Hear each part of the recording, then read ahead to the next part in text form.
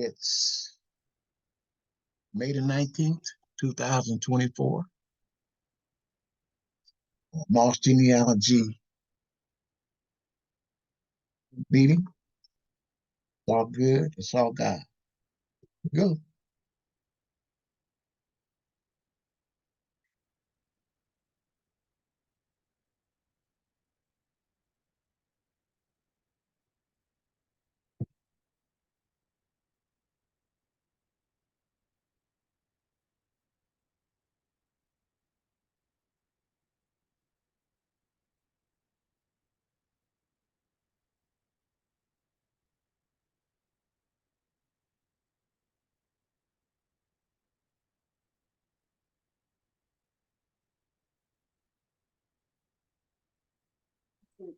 Can you see me? Hello. Hello. Hi, Jerry. How are you? I'm fine. Thank you for asking. Maybe I should put my full name so people know the whole name is Williams. I'm a Williams. Oh yeah. Would that work better? It's fine. You'll be able to let them know that. There. That way they can relate to the Williams clan. Okay. The Williams that are in Texas. The Williams that are in Luling, Texas, that were. Texas, I know. Mm-hmm. Oil country. They're all over the country. But I'm saying that's oil country. Mm-hmm. We got some story about the oil country. I'm sorry, the what now? Oil country. Oil? Yeah. Or from Nigeria? No, the crude oil. Oil. Yes. Mm-hmm. Yeah, but we didn't get any. Well, my mother called it black gold. Mm-hmm. Yeah. Mm-hmm. How have you been? I've been fine. That's great. Yeah, we're blessed too. We've been good. Are you in Luling? Where are you located at? I am in Rainier, Washington, near Olympia, Washington, the state of Washington. Mm-hmm. Yeah. I did come down to San Diego to see my grandson this year, which was the first in a couple of years. So my son lives in San Diego. That's a blessing. Uh-huh. What is his name? Damani Peoples. Mm-hmm. D-A-M-A-N-I. Damani Peoples.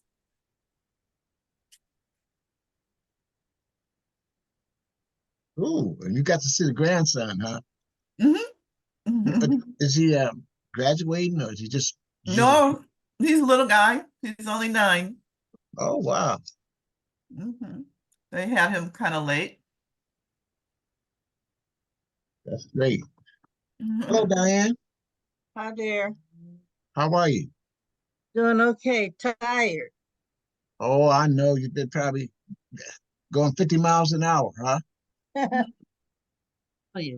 Too many irons in the fire, I think. Yeah, I got my share too, so Not sure how to. I got my share too. Oh, Jonathan. Hello. Hey, cousin Jerry. How you doing? I'm doing well, thank you. I can't get my picture on, but I don't. Other than that, I'm doing fine. Well, that voice is magic, so we'll take what we can get. Okay. Well, I'm still working on it. So, hello everyone. Hello. How are you? Hi, Diane. I'm doing well. How are you? My name is Jonathan Smith. Okay. I'm originally from San Francisco.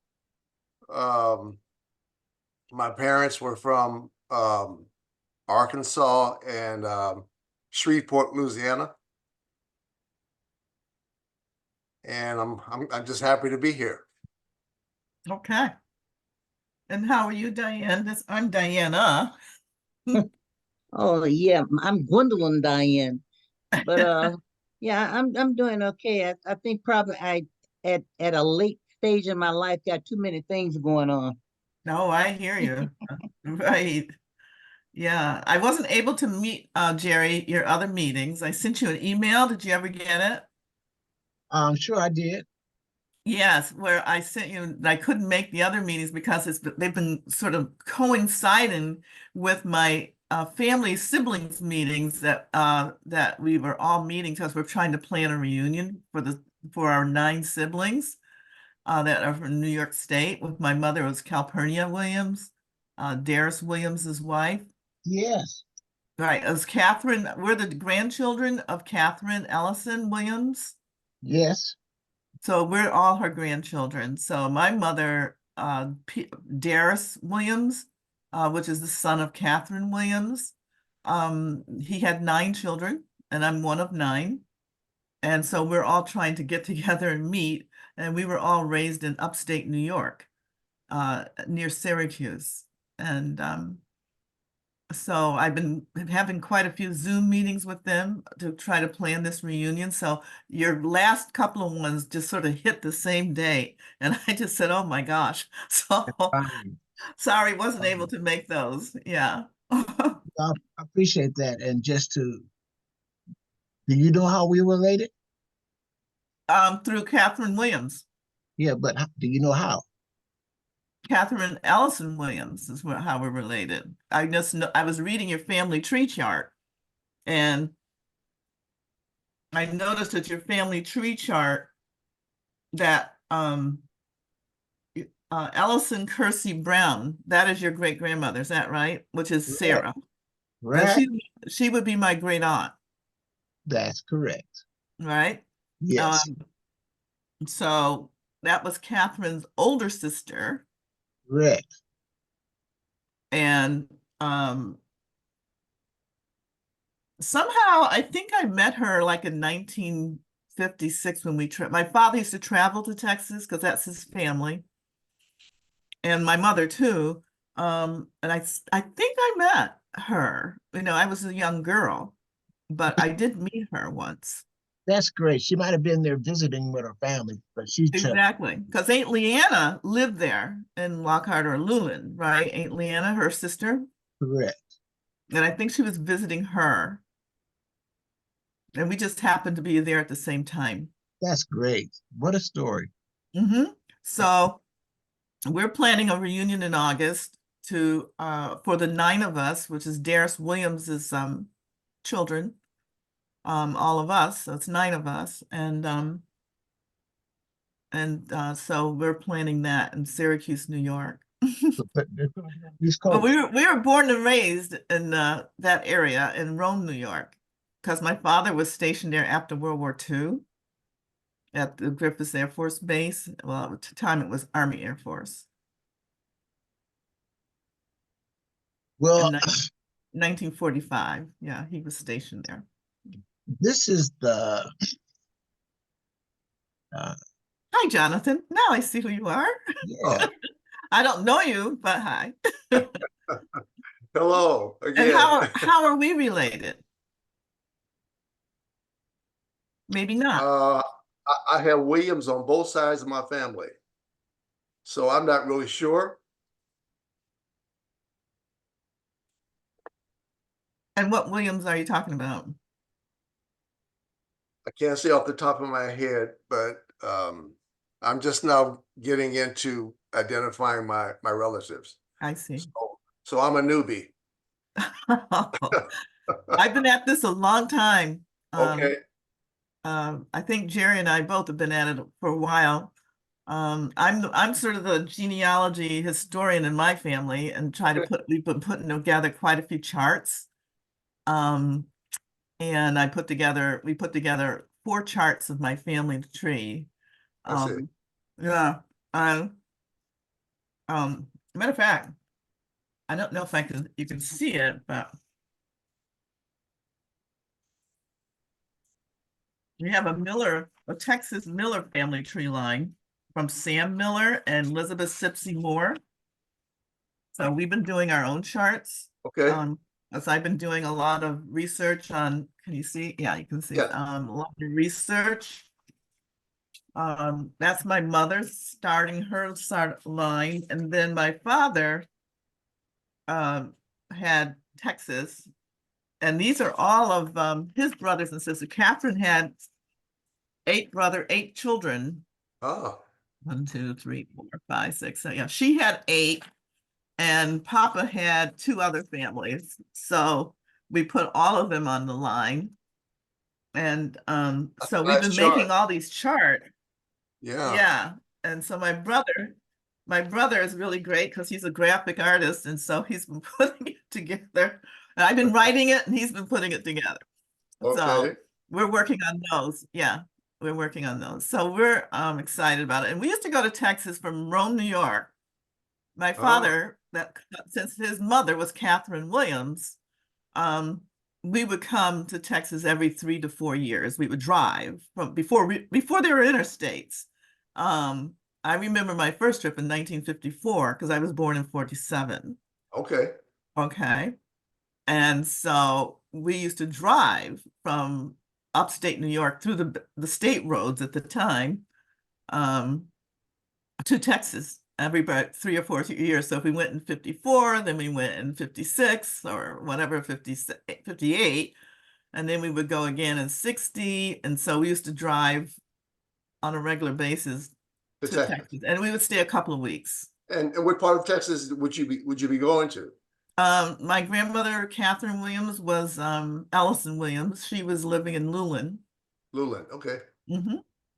I'm not familiar with too many parts of Texas. I know Oh, my grandfather, Fred Payne, was born in Tyler, Texas. okay. I don't know what that is. Yeah. There's a lot of Is that places. near Arkansas? It could be. I'm not sure. Okay.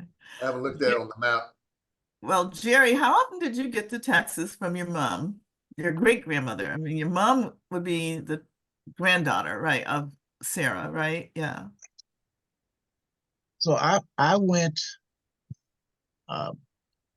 one time at a family reunion there, and all the families from all across the country went, and my mother and my uncles, and we all went to a family reunion in Lockhart, and then we went down to Tunny Creek to the farm to the property Yeah. to where which we still have, Mm-hmm. and we Because went. you did speak with Sandra, right? Yes, I've spoken with Right. her a number of times. Right, and she's my first cousin from Ferris, Ferris Thomas. She married a Thomas, but it was Ferris Williams. Yeah, so I just wanted to add that even though the names are the same, there's it's a different. He's from based off of this DNA, he's from my father's side of the family. He has Williams, but I'm tired, but I'm okay. How are you? he's from my father's side of the family. Now who is that? Jonathan. Oh, Jonathan is okay. Mm-hmm. And I know that by doing I'm on Zoom, matches. so.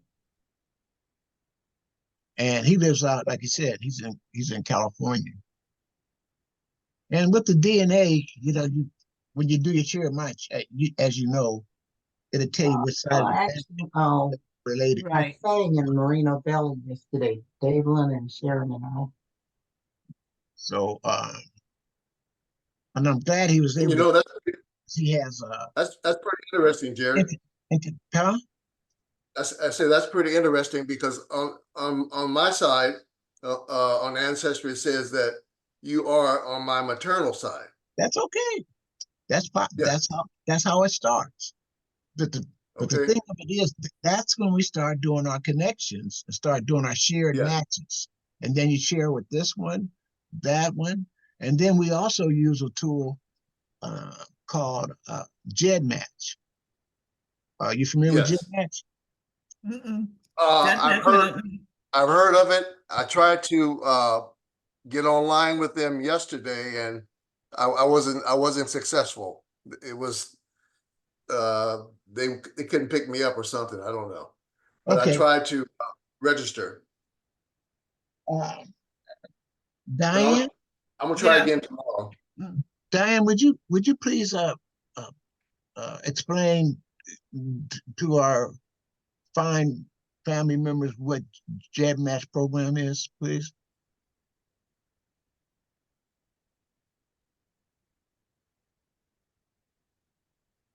Can you hear me, Diane? Look like she's on mute. Yeah, but she's on mute for talking, but she can hear. Okay. Anyway, I'll do it. Is it JED?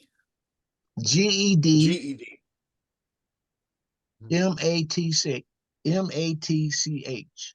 Okay, JED match. Okay. No, I have not heard of that.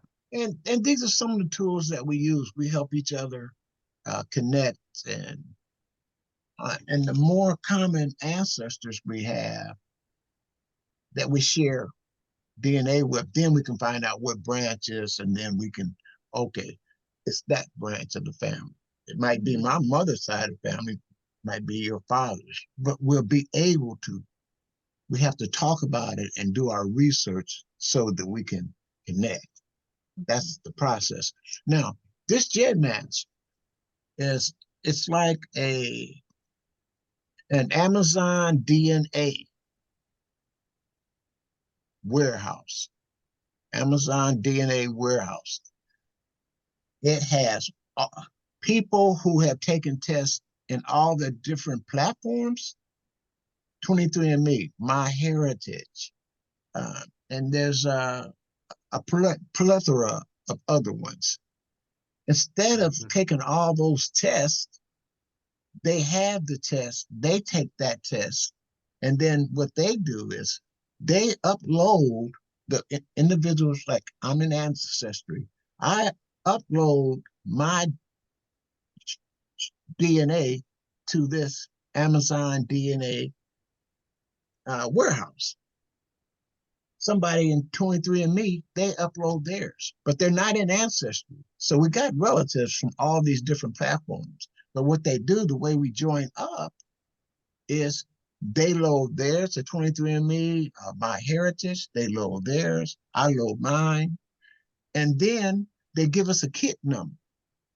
And so I have a kit number, they'll have a kit number, and then we can match. We can, they'll compare my kit number and I'll compare to them, and then they'll show us how many people in Ancestry match us, or how many in MyHeritage, and how many in 23andMe. So Yes. that's another tool for us. You see what I mean? You can reach out and get other relatives that you won't find in this platform, only in Ancestry's platform. Right. And I'll say this too, especially to you, cousin Jonathan, uh, the Golden State Killer was, they found out who he was through JED match. The law enforcement are using JED match to match crimes, solve crimes. And years ago,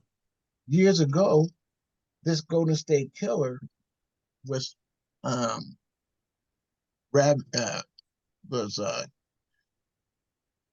causing all kinds of terror in California, and he moved around different places. And so what happened is he left some evidence, and years ago, that was before DNA, but they saved his DNA. And years ago, this JED Mesh platform comes up, and they said, okay, I tell you what, we're gonna put his DNA on this Amazon DNA warehouse platform, and bingo, it matched a distant cousin. And then the detectives did some associations, and they limited to closer cousins. And then they did surveillance, and they figured it out that this must be the person. the Golden State Killer. And so what they did is they put some surveillance on him and followed him around. And he went to a coffee shop and had a coffee. And as he left, he threw his cup in the wastebasket. They got the wastebasket and they got the DNA, and it confirmed that he was the Golden State. Wow. Isn't that That's something? That's the most famous story from it, but it came from this platform. GEDmatch. And so what happened is, when that happened, some people started getting a little alarmed. They got a little alarmed about it. And the GEDmatch platform, you just have to sign a waiver. You have to say, I don't mind. Once you upload your your DNA to GEDmatch, you can tell them you can use it, or you can tell them you don't use it. There's some kind of waiver that you have to sign off on, because it's a private. Some people, you don't want to use your information for police investigations, and so that there's a sensitivity to that platform, but it's a productive. What was the name of that killer? I can't remember the name of that killer. Can you call it? All we have to do is Google. But he had to go to school. Okay. And now what's happening? They have programs now that investigative programs with DNA, that they're solving crimes, and it's like a television documentary. It's called DNA Detective, something on that line. And yeah, okay, I've heard of that. Now, the reason why I said that brought that to your attention is we use it to connect our relatives, because I know I'm not going to go purchase tests in all these different platforms. And this DNA GEDmatch is free. Now, if you need, that's the best part of it. Huh? What'd you say? I said, that's the best part of it. That's the best part of That's the best part of it. Yeah, it's free. But they have other levels that you can pay $10 a month to get more resources, more bells and whistles. But the basic component of it is free. And what they do is you'll have to just sign an account, make an account, just like we do Ancestry.com. But you have to get your raw DNA, put it on your desktop or whatever folder. And then once you set your account up in GEDmatch, they'll say, okay, give me your sample. And you click on your sample, your DNA sample. And then what it does, it brings it up into their platform in this warehouse now. And what it does, it calculates its database. And then what it does, it comes up with a summary. And once they have the summary, these are the cousins or relatives that match you from different platforms. And you can contact them. They give you an email address, and you'll find out, is it MyHeritage or was it Ancestry.com? And then you'll see all these different people and say, oh, they matched me on this side of the family. Those are my mother's roots. I know those people. And then it's just another tool that you can use. So I'm just sharing that with you. That's what we do. Well, I'm going to definitely sign up for GEDmatch. I tried to do it yesterday. I'm gonna try again tomorrow. Yeah. You want to help him, Jerry? Pardon me? You want to help him to get in? How you doing, Eflin? This is my cousin Eflin, who's could you introduce yourself, please? And Hi, Grace. Eflin. Hi, I was in and got kicked out and had a hard time getting back in. But yeah, my name is Eflin, and I'm on the Moss line. Nice to meet you. You too. Thank you. Hi, how are you, Ethlyn? Hi, how you doing? Good. I don't think you know me. I don't know you. I'm Diana Williams on the Williams side, the Allison Williams side, Okay, which is part of Jerry's line on his great grandmother Sarah Brown, Kersey Brown. okay. So That's your mom's side? Yeah, that was that's my mother's side. that was your mother's side, Jerry, Okay. and it's my grandmother sister was Right. Sarah Kersey. That's right. Right. So my grandmother and Sarah Brown, so she would be my great aunt. Okay. Mhm. And, Well, nice to meet you. Yes. and for And I live in everybody, the state of Washington near Olympia. I live in Lexington, Missouri. Okay. Bitty, bitty, bitty place. Very bitty, bitty. But it's so nice to this meet is the you. You're a format. beautiful lady. This is one of the reasons why, family, that we have this genealogy group, is that we want to connect ourselves through DNA. We are reconstructing our families, and for me, one of my purposes is some of some of my first friends were my cousins. Mhm. Those are the Okay. first ones that I would be able to go over to their house, spend the night. If my first Right. friends were my cousins, and they were my cousins. And now through DNA, I call it one of the wonders of the world. I'm able to sit here and talk to a cousin like Diane. I, I've seen my great grandmother. Have you seen yours?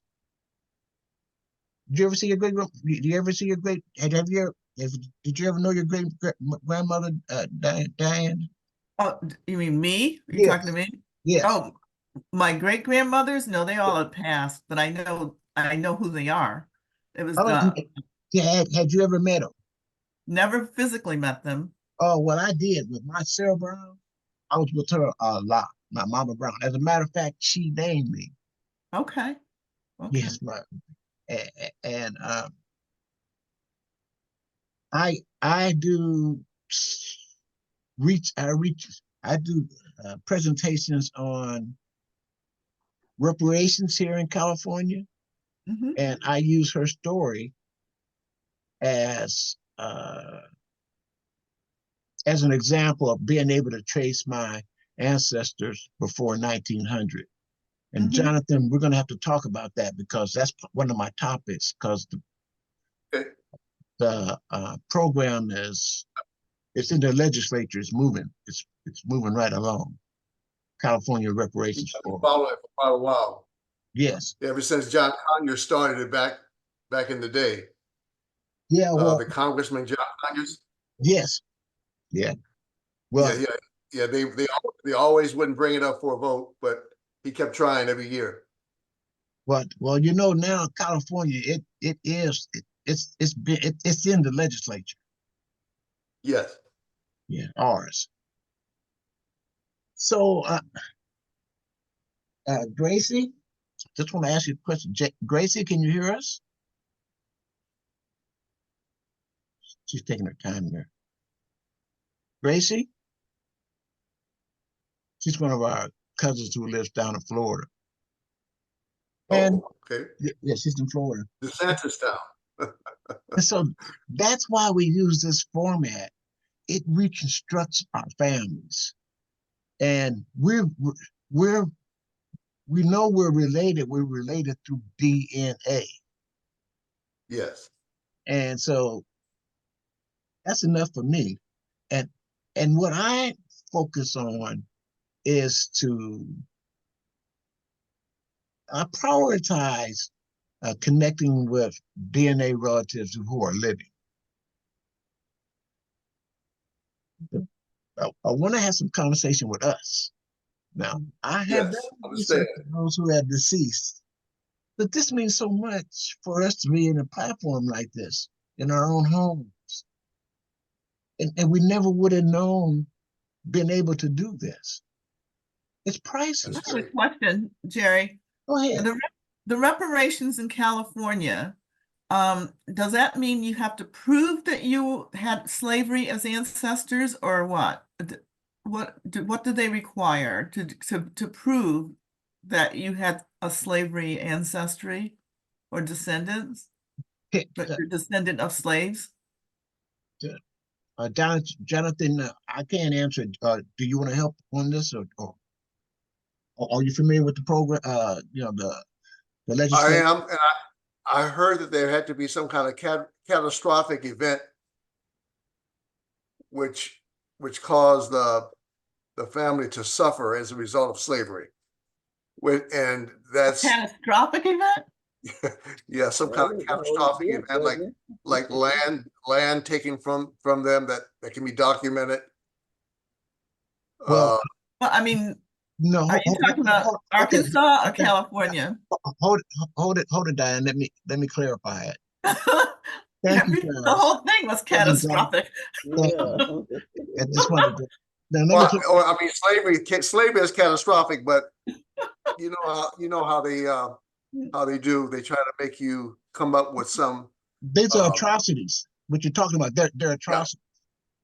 yes, atrocities. A lot of atrocities weren't even documented. All right. Well, here's True what that. the program is, because it's going to be one of the topics in my on the agenda. But to answer your question, cousin, uh, individuals who live in California, in order to qualify for reparations in California, they have to have records and documents of an ancestor anywhere in the United States that was enslaved before the year 1900. Before Yes. 1900, anywhere in the United States. And that's what they call the lineage qualification. Okay. And once you can document that, that's that's one of the requirements qualify for reparations in California. I see. Okay. And That would be everybody, right? uh, but but again, you have to be able to document it, and then they have the reparations are based off of 5 atrocities. Like housing, prison, crime, uh, taking intimate domain, taking your land, health disparages, and wealth gap. So they were able to qualify and put prices on those, some financial um, uh, uh, experts were able to put a price on those. Some things you can't put a price on, but they were able to qualify with statistics. And then from there, they you where we're at now, they had a reparations task force for over 2 years going around the state, getting input from uh, Californians, and they came up with a report, a final report that they submitted to the legislature last year. And now the legislature is voting on certain components of it. So that's where we're at. And one of the first components is called the California Freedmen's Agency. Oh, no, California Americans Freedmen's Agency. When it was in the task force, it was called the California African American Freedmen's Agency. But once it got in legislature, they took off the African American, and it's called the California American Freedmen's Agency. And that's going to be the agency that where you put your claims into that agency, and then that's where they decide what reparations you will receive. Okay. I heard also there is a question on 23andMe and Ancestry DNA's their schedules, and that they're not using the whole issue of Native Americans not giving, participating in the DNA. Is that true? Have you heard anything about that?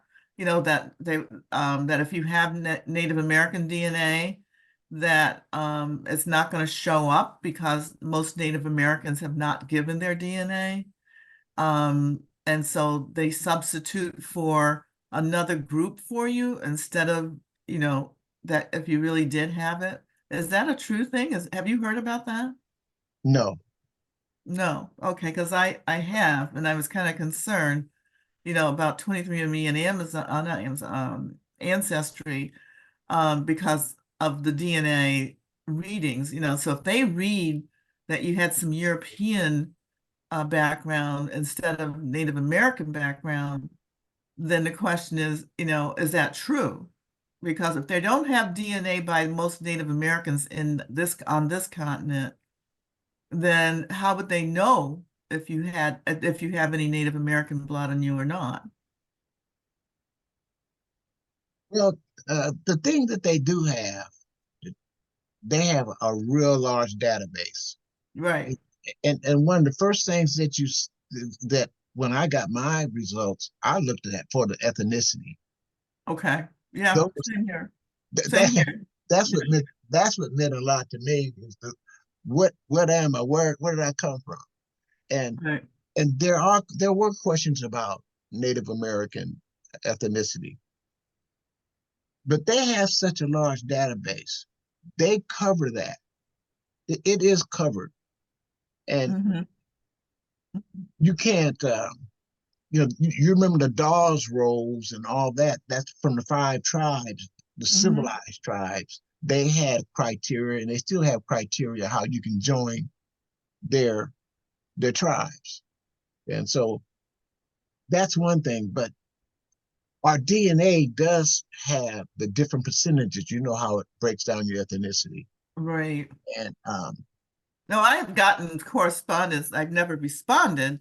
I've gotten correspondence from Nigeria, from Nigerians, and I just haven't corresponded across the pond, to any of them. Have you? Have you gotten any? I've contacted with people all across the world. Okay, that your DNA is all over, huh? It matches. It is because that's what Mhm. it's. Yep, it does. Yeah. Absolutely. No, I agree. I mean, it's just that so if they don't have the Native American issue is like, well, do Native Americans, they're very reluctant to give their DNA, and that's probably one of the problems, I guess. I don't know.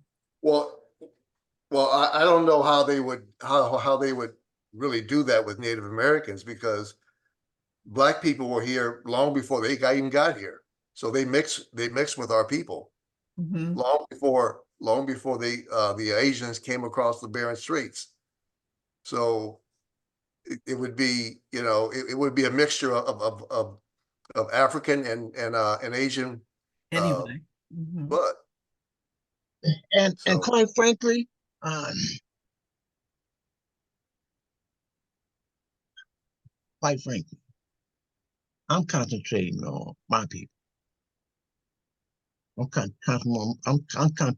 concentrating on my ancestors that I know of. That there's enough DNA that we can connect our branches of the families, even with Native Americans, even with them. yes, There's a lot of DNA. There's a large enough database that it covers all of it, and it's scientific. It covers all races, and they have it. It's a science. They have it broken down in science. Even the ones that participate or don't participate. You see, there's look at the economic factor. How many people are able to spend the money for the test? How many people are that interested? They Right. still have history. The Native Americans, we're we're bond together from the yep, South. the migration, the Trail of Tears, the five tribes of Oklahoma. All the above. Hmm. Yes. So there's Can no, I say something? go ahead. Hello, everybody. Hi, how are you? I, Okay, I came in late, but what I'd like to know is, I mean, the Indian or not the Indian, the Native American part, they say I only have like 1%, not a large amount from from both sides, right? Do you guys have more? I have 1%. I have Okay, 1%, okay, That's the way they classify us. right? So, really? Hi, Fanny. How are you? I'm fine. How are you? Thank you. Thank you for joining us. It's a blessing to have you. I am so happy to be here. Could you tell us a little bit about yourself, please? Um, Where well, where are you from? You know, just I was born in Texas, a little town called Devers, Texas. My parents were from Arkansas. We moved to Michigan when I was very young, and that's where I grew up. And when I worked for the state of Michigan until I retired, moved to Nevada, and that's where I currently live. Oh, very nice. Yeah, thank you for sharing that. yeah. Um, uh, what mine is less than 1% too on there. And one thing that I do have records from the Dawes rolls, where one of my ancestors applied for the Choctaw Nation, and they were rejected. They were because they didn't have the percentage, and so these records are readily available Mm-hmm. um, to you, and you can your DNA can show from this is a speculation. Your DNA can show that you have a large percent of Native American, but you're going to have to go through their processes for them to approve you. Yeah, but my DNA says I have 1%. And Yeah. I know that in order for them to accept you, you have to be quarter blood, Yes. which means 25%. Right. So I don't know too many African Americans that really have 25% unless it's some of our ancestors that had it and, through whatever, when it got to us, it reduced it to 1%.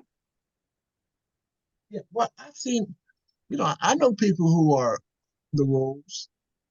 They live. There's a there's a number of people who live, right along with them in Oklahoma, Muskogee, the Seminoles, and there's a large. It's right next to where our family migrated from. So Mhm. there's a lot of people who are have Native American, but the dominant DNA is Black. Right. That's true. It's African. The dominant DNA is African. Mostly Nigerian. I'm finding out mostly Nigerian. How you doing, Eddie? Thanks for coming in, Eddie. That's Eddie Henderson. He's What is a he? How you cousin. doing, Eddie? There he is. Is he Hi, here? Hi, Eddie. I don't see. He'll come around.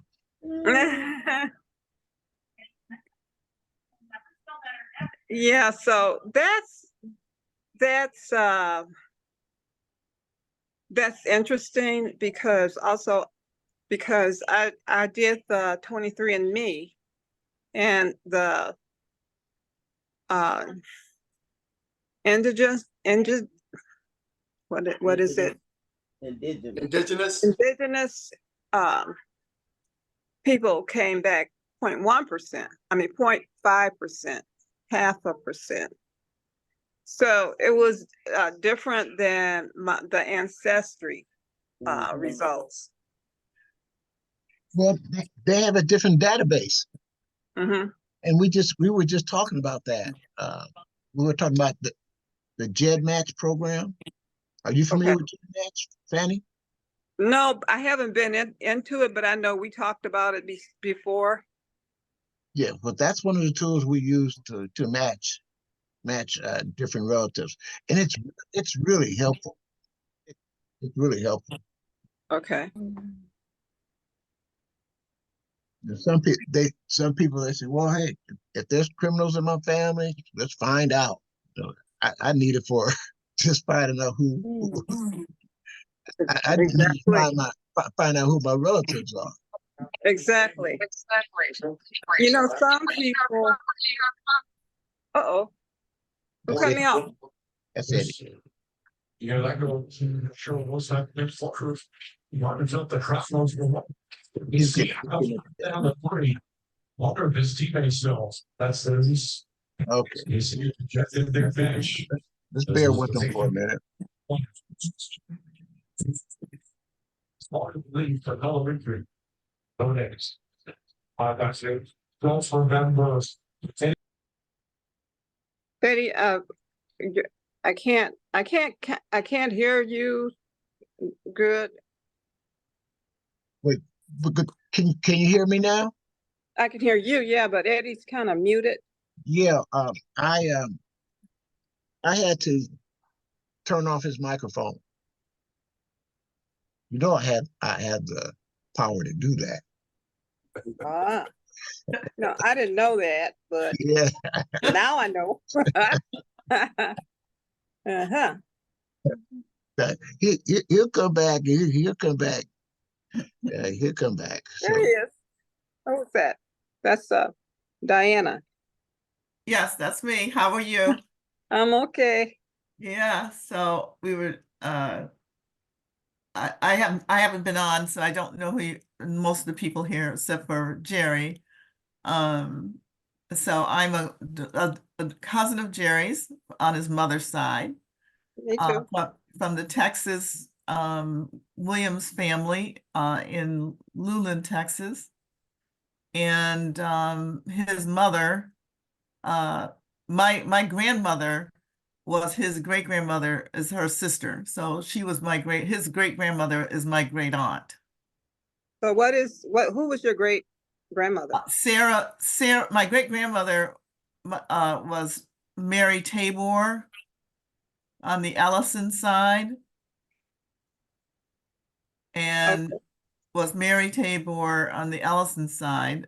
And she had about 7 children or more. And one of her children, 2 of her children, one is Jerry's great grandmother, Sarah Brown Ellison. She was Sarah Ellison Curtsey Brown, right? Right. And then my grandmother was Catherine Ellison Williams. Okay. Okay, and she was one of the younger ones. Is that on the Burnell side or the Moss side? Neither one. The Burnell and the Mosses, that's on my father's side. Yeah, it was on his mother's side. Sarah Brown sounds familiar. Well, Jerry and I are double cousins. Uh-oh. Oh. Uh-oh. So you're double kin with him on both sides, your mom's side and your father's side. Yeah, No. okay, Jerry, you explain it, Jerry. No. Go ahead. During the migration, our families originated obviously from Africa, Virginia, in those areas, and then to different locations. And so when they were freed, they didn't do a lot of traveling. The slaves started getting the same names. They kept in order to find their family members, they kept the slave owner's name, last name. And then you can find some of once they were freed, they show up in the 1870 census. Mm-hmm. That's where their names show up, if they were Ellisons, if they were Mosses, and the rest. And so what happened is over the generations, our families, the Mosses and the Burnells, they married 4 different times. A Moss married a Burnell. Right. Or Burnell married a Moss. Because they were in the same area, but they weren't, they weren't relatives, quote unquote. Exactly. And so you will see that when you start doing your research. And so that's what she was saying. So Jerry. we're both related through the Mosses and the Burnells. That's why she's using those names. Yeah, well, the name Burnell doesn't ring a bell. The only name that I would relate to would be Burkhead, the Burkhead family. Yeah. Okay. Now the Burkhead family was on my great-grandmother's side, on the Williams side, the Gray. That would be the Charity Gray, Gilbert Gray's daughter. Yeah, and I found out something interesting about my great-great-grandfather, Gray, Moses Gray, that he came from, as a child, he got manumitted in 1795 from Virginia. And he somehow ended up in Alabama and begot Gilbert Gray, my great-grandfather. And Gilbert Gray begets my great-grandmother, Charity Gray. And then they ended up coming to Texas from Alabama. And I'm trying to figure out, how did a free man who was manumitted in Virginia in 1795 as a child, how did he go south to Alabama, then to Texas? And he's written up quite a bit in the Texas Almanac thing. I get the Plum Creek Almanac. And he's written up quite a bit on the Plum Creek Almanac regarding land issues. And his name was Moses Gray. And like I said, and his son was Gilbert Gray. And now his daughter was my great-grandmother, Charity Gray, and she married a Burkhead. And she had about 2 kids or 3 kids by Burkhead. And I don't know anything about that lineage. So that's why I would be familiar with the Burkhead. Okay. Well, what I'm going to do is I'm going to share my screen with you. Okay. I'm going to stick to my agenda. And one of the agenda items is I'm going to share you a couple of records. When we do our work records and research, it's important for us to find out as much legal information as we can. Right. I'm going to show you 2 different documents and their wills from slaveholders. Right. I was looking at those. Yeah. And one will be on my father's side and one will be on my mother's side. I want to share them with you. Okay. And then what happens is I talk with cousins like yourselves, and then you tell me the story. Y'all get the connection.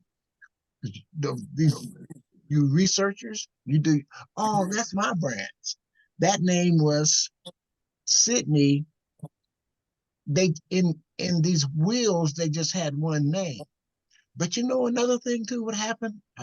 I got a journal from a person, and on his journal, he's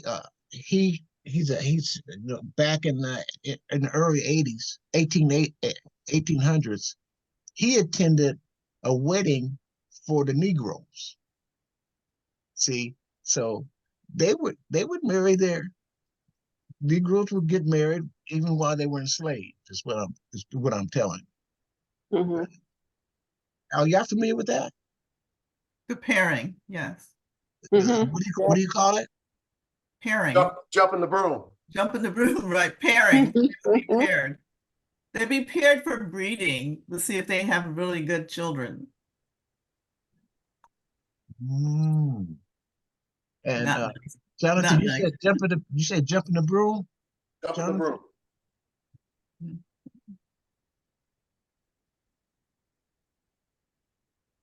Well, let me share this with you. I'll pull it up.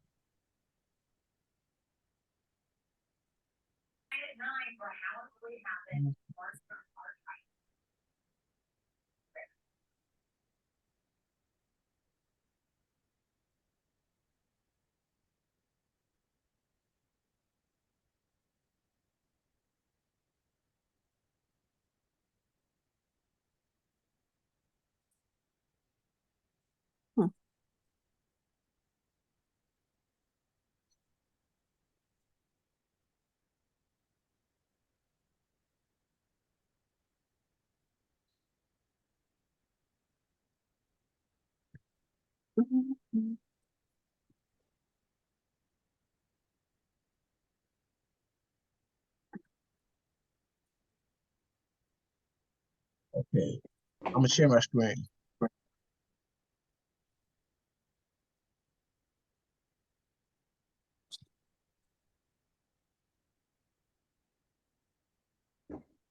Can you see this, Yes. everyone? Yes. Mhm.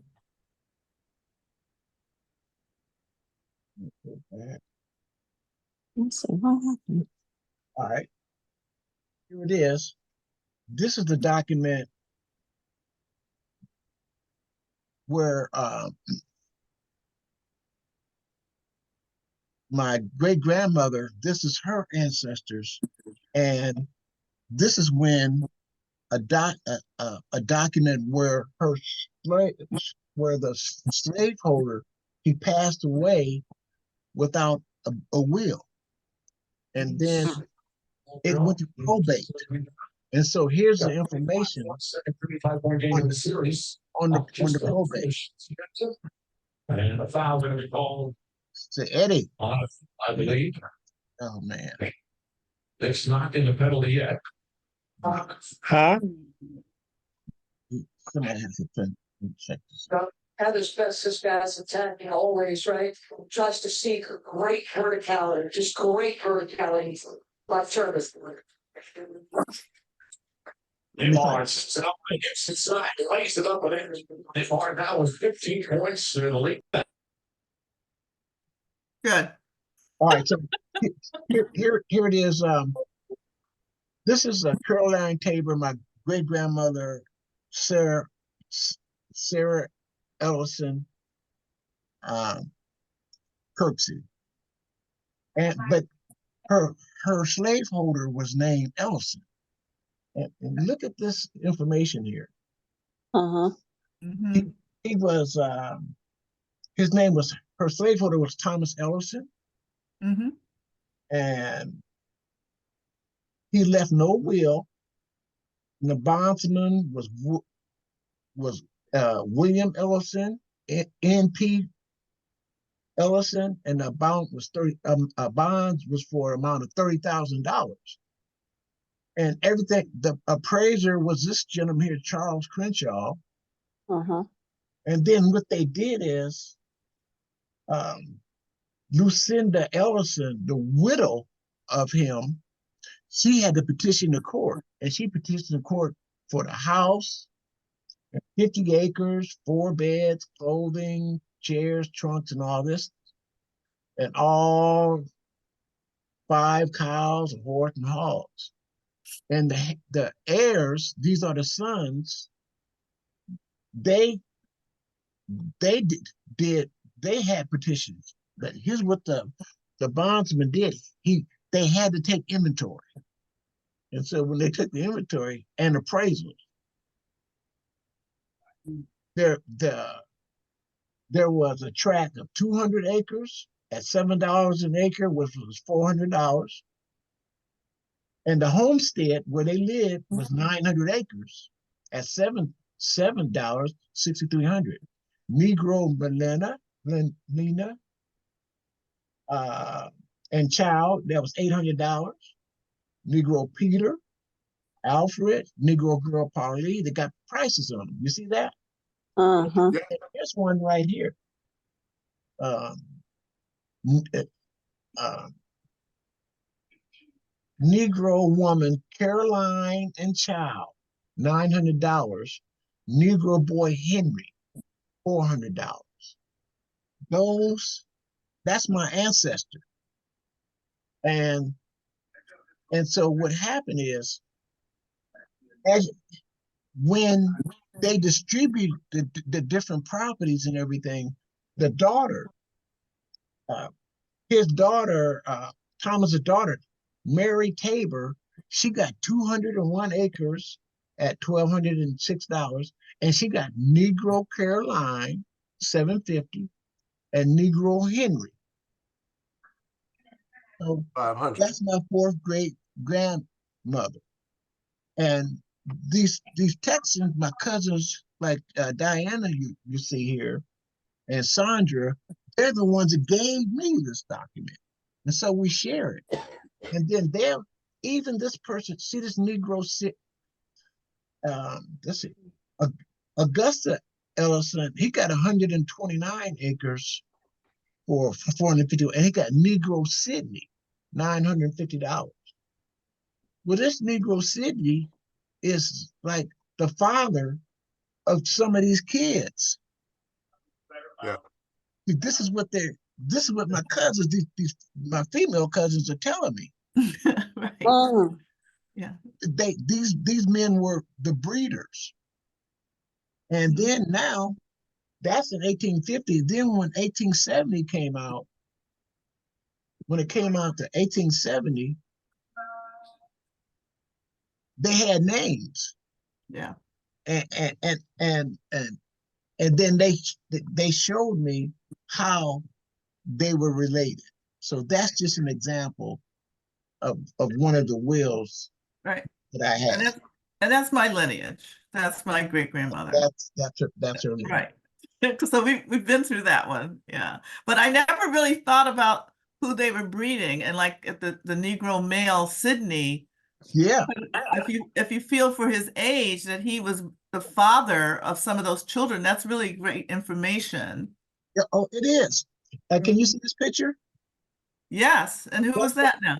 That's my great grandmother, Sarah Ellison. So that's Sarah Ellison. I've Yeah. never seen a picture of her. Okay, excellent. Yes. And look at yourself. You see the features? Yeah. That's your auntie, great aunt. That's my great aunt. Yeah. She And looks so- like Catherine. Yes, she Yes, does. there you go. So what I do is I have a folder that for her and her records. And watch what happens here. Oh, wow. I'm gonna go back. I don't want to go too deep. And then I'm gonna go this way. I have the states, and can you see these states in color? Yeah. And I can go into in the states, Hempstead, Oklahoma, down here's Austin, and it's right around this area, Tenney Creek, and here's that famous Red River. You know, a lot of our records go through Red River because that's Oklahoma, Texas, Arkansas, Louisiana, and Eddie, he's from Texarkana, right in here. Mm-hmm. Okay, and so what I do is, that's California, different states. This is the migration of the blacks in Negro population 1900, and it shows where the population where they were in 1900. And these are the Great Migration in 1900 to 1929. It shows where the blacks migrated to. There was two of them. This is the first migration. Some of them went over here, and then you'll see another one. This is the second migration, and you can see that's when the blacks went all the way to the East Coast, West Coast, up and down the West Coast, and you see the ones that are going to the East Coast. That's a map for the migration. See, Wow. the Great Migration is the one that's dark, ones that have these marks here. And then the second migration, that's from 1940 to 1970. That's where most of the people went west. And that's my grandmother, Sarah. That's the bill. This is a task force, the California task force that voted on the reparations. And I met all of them because I attended a meeting. And I gave a presentation on the California's reparations task force. My goal is not the political ones, cousins. Mine is to connect the DNA. Just let people know how many of you, for example, how many of you here can name your 4 grandparents? I can. Your 4 grandparents. I can. Mhm. There's a low percentage that can. And there's like this, it's almost like 50-50. Mm-hmm. And so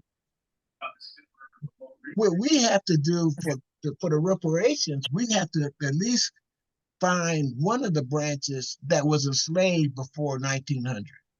And so I gave a presentation and I used that document that you saw earlier. This was in September of last year. Mm-hmm. And I used my great grandmother's records. And I was so honored to tell her story. And we had a presentation and you know, to the public, and different people came. And what I do is when I give a presentation, I give away DNA kits. This is a token of shit.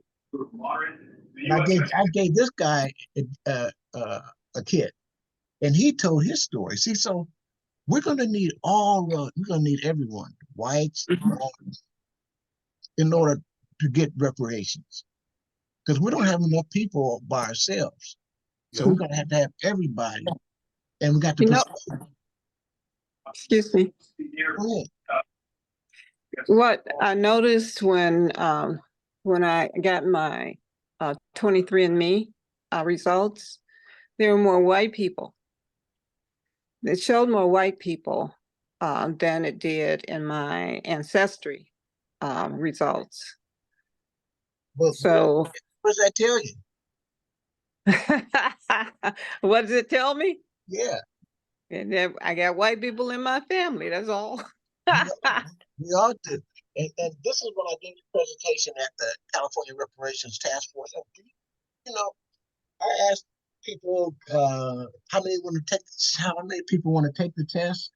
I turned around and asked the crowd, and some of them raised their hand. How many took the test? Some raised their hand. And this gentleman right here wanted to take the test. He was one of the group, and I gave him that test. And to this day, I'm the manager of his test. I set up his account, gave him that test, and now he knows all of his family. I didn't know that was going to happen, but that's Reggie. He was on our last meeting. And this is the example of different people giving presentations. They would let us come and give public presentation for 2 minutes. And then the next individuals come up, and you know, I was sitting down there with the next day. And this talks about the reparations final report. It talks about what was happening. And this is one of the presenters of the C. Bradford. He introduced that historic reparation legislation, and now it got voted upon, and they did vote to improve the California American Freedmen's Agency. So that was big. They just did that last week. So what does that mean? Well, that's the agency. Like if you for any kind of benefits, you gotta have to apply, put your claim into the agency. Okay, agency. Okay, I didn't get that last part. Yeah, that's what it is, the agency. And Okay. And see, this is what the agency is going to do. It's going to establish genealogy office. See, that's where we come in, genealogy. Mm-hmm. Create a freedmen's savings and trust bank. distribute business grants, facilitate employment training, and process direct compensation claims. When there is money, they're going to pay the older people first. If there's cash distributions, they're going to pay the older people first because they endured the longest based off of the fiber tribe. And it talks about, look at this, how to apply for reparations in California. Determine your suitability to get reparations, select the appropriate proceedings, go through the complete checklist, fill out online form, and submit your form and the filing fee. So that's just some of the things previously. It hasn't came out to that exactly. They're working on the details. Oh, and here's an example.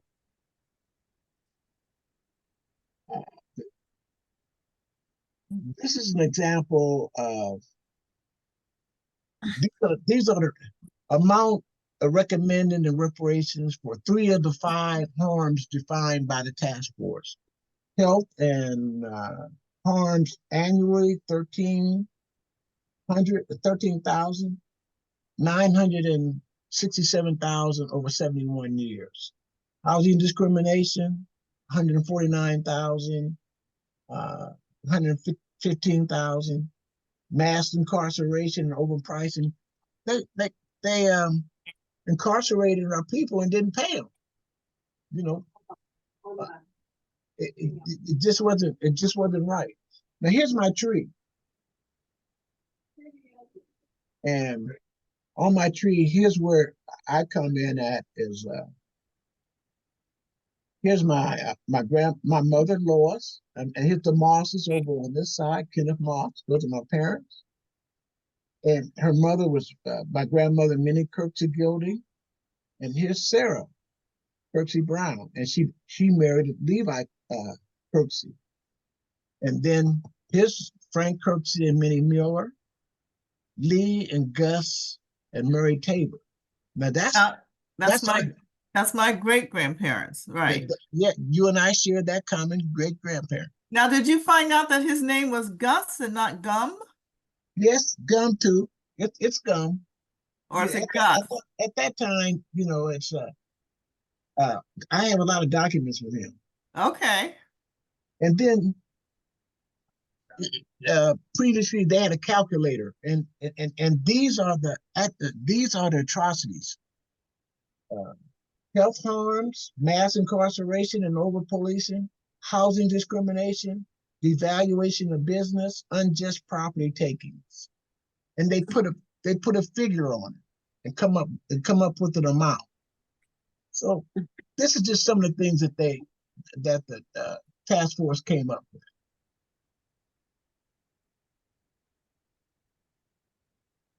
And this is Mary Tabor's. This is her grave site. Oh, let me show you this. Oh,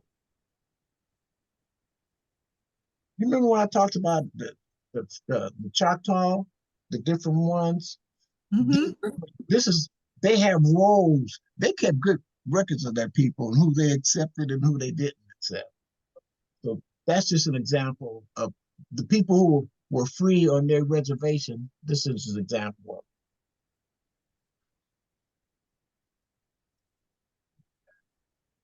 So that's an example on my mother's on my grandmother, the Ellison side, some of the documents that I had, and I have them in different orders. You know, you got to have your records, and then I can share it per ancestor, whether it's my mother's side or my father's side.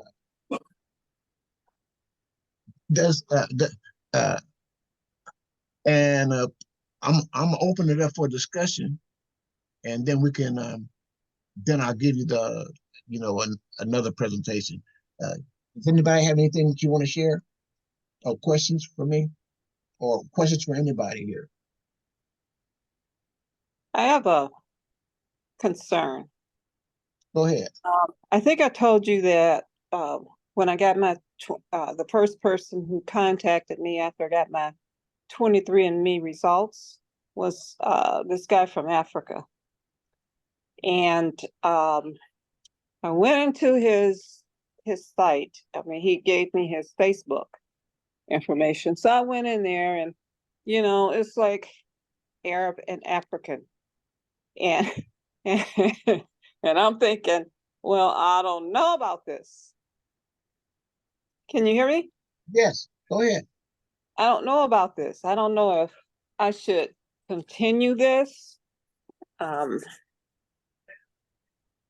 People are telling me, like, you don't know, I don't know where he's coming from, and you don't know what his motives are. How do I deal with that?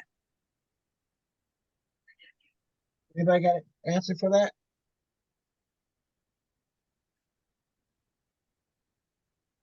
I'm asking you, Jerry. How Oh, do I you do? want me to? I can answer Okay. that. I'll tell you how I handle stuff like that. Uh-huh. I very seldom get on Facebook to look for people because you're getting all this advertisement and what they do.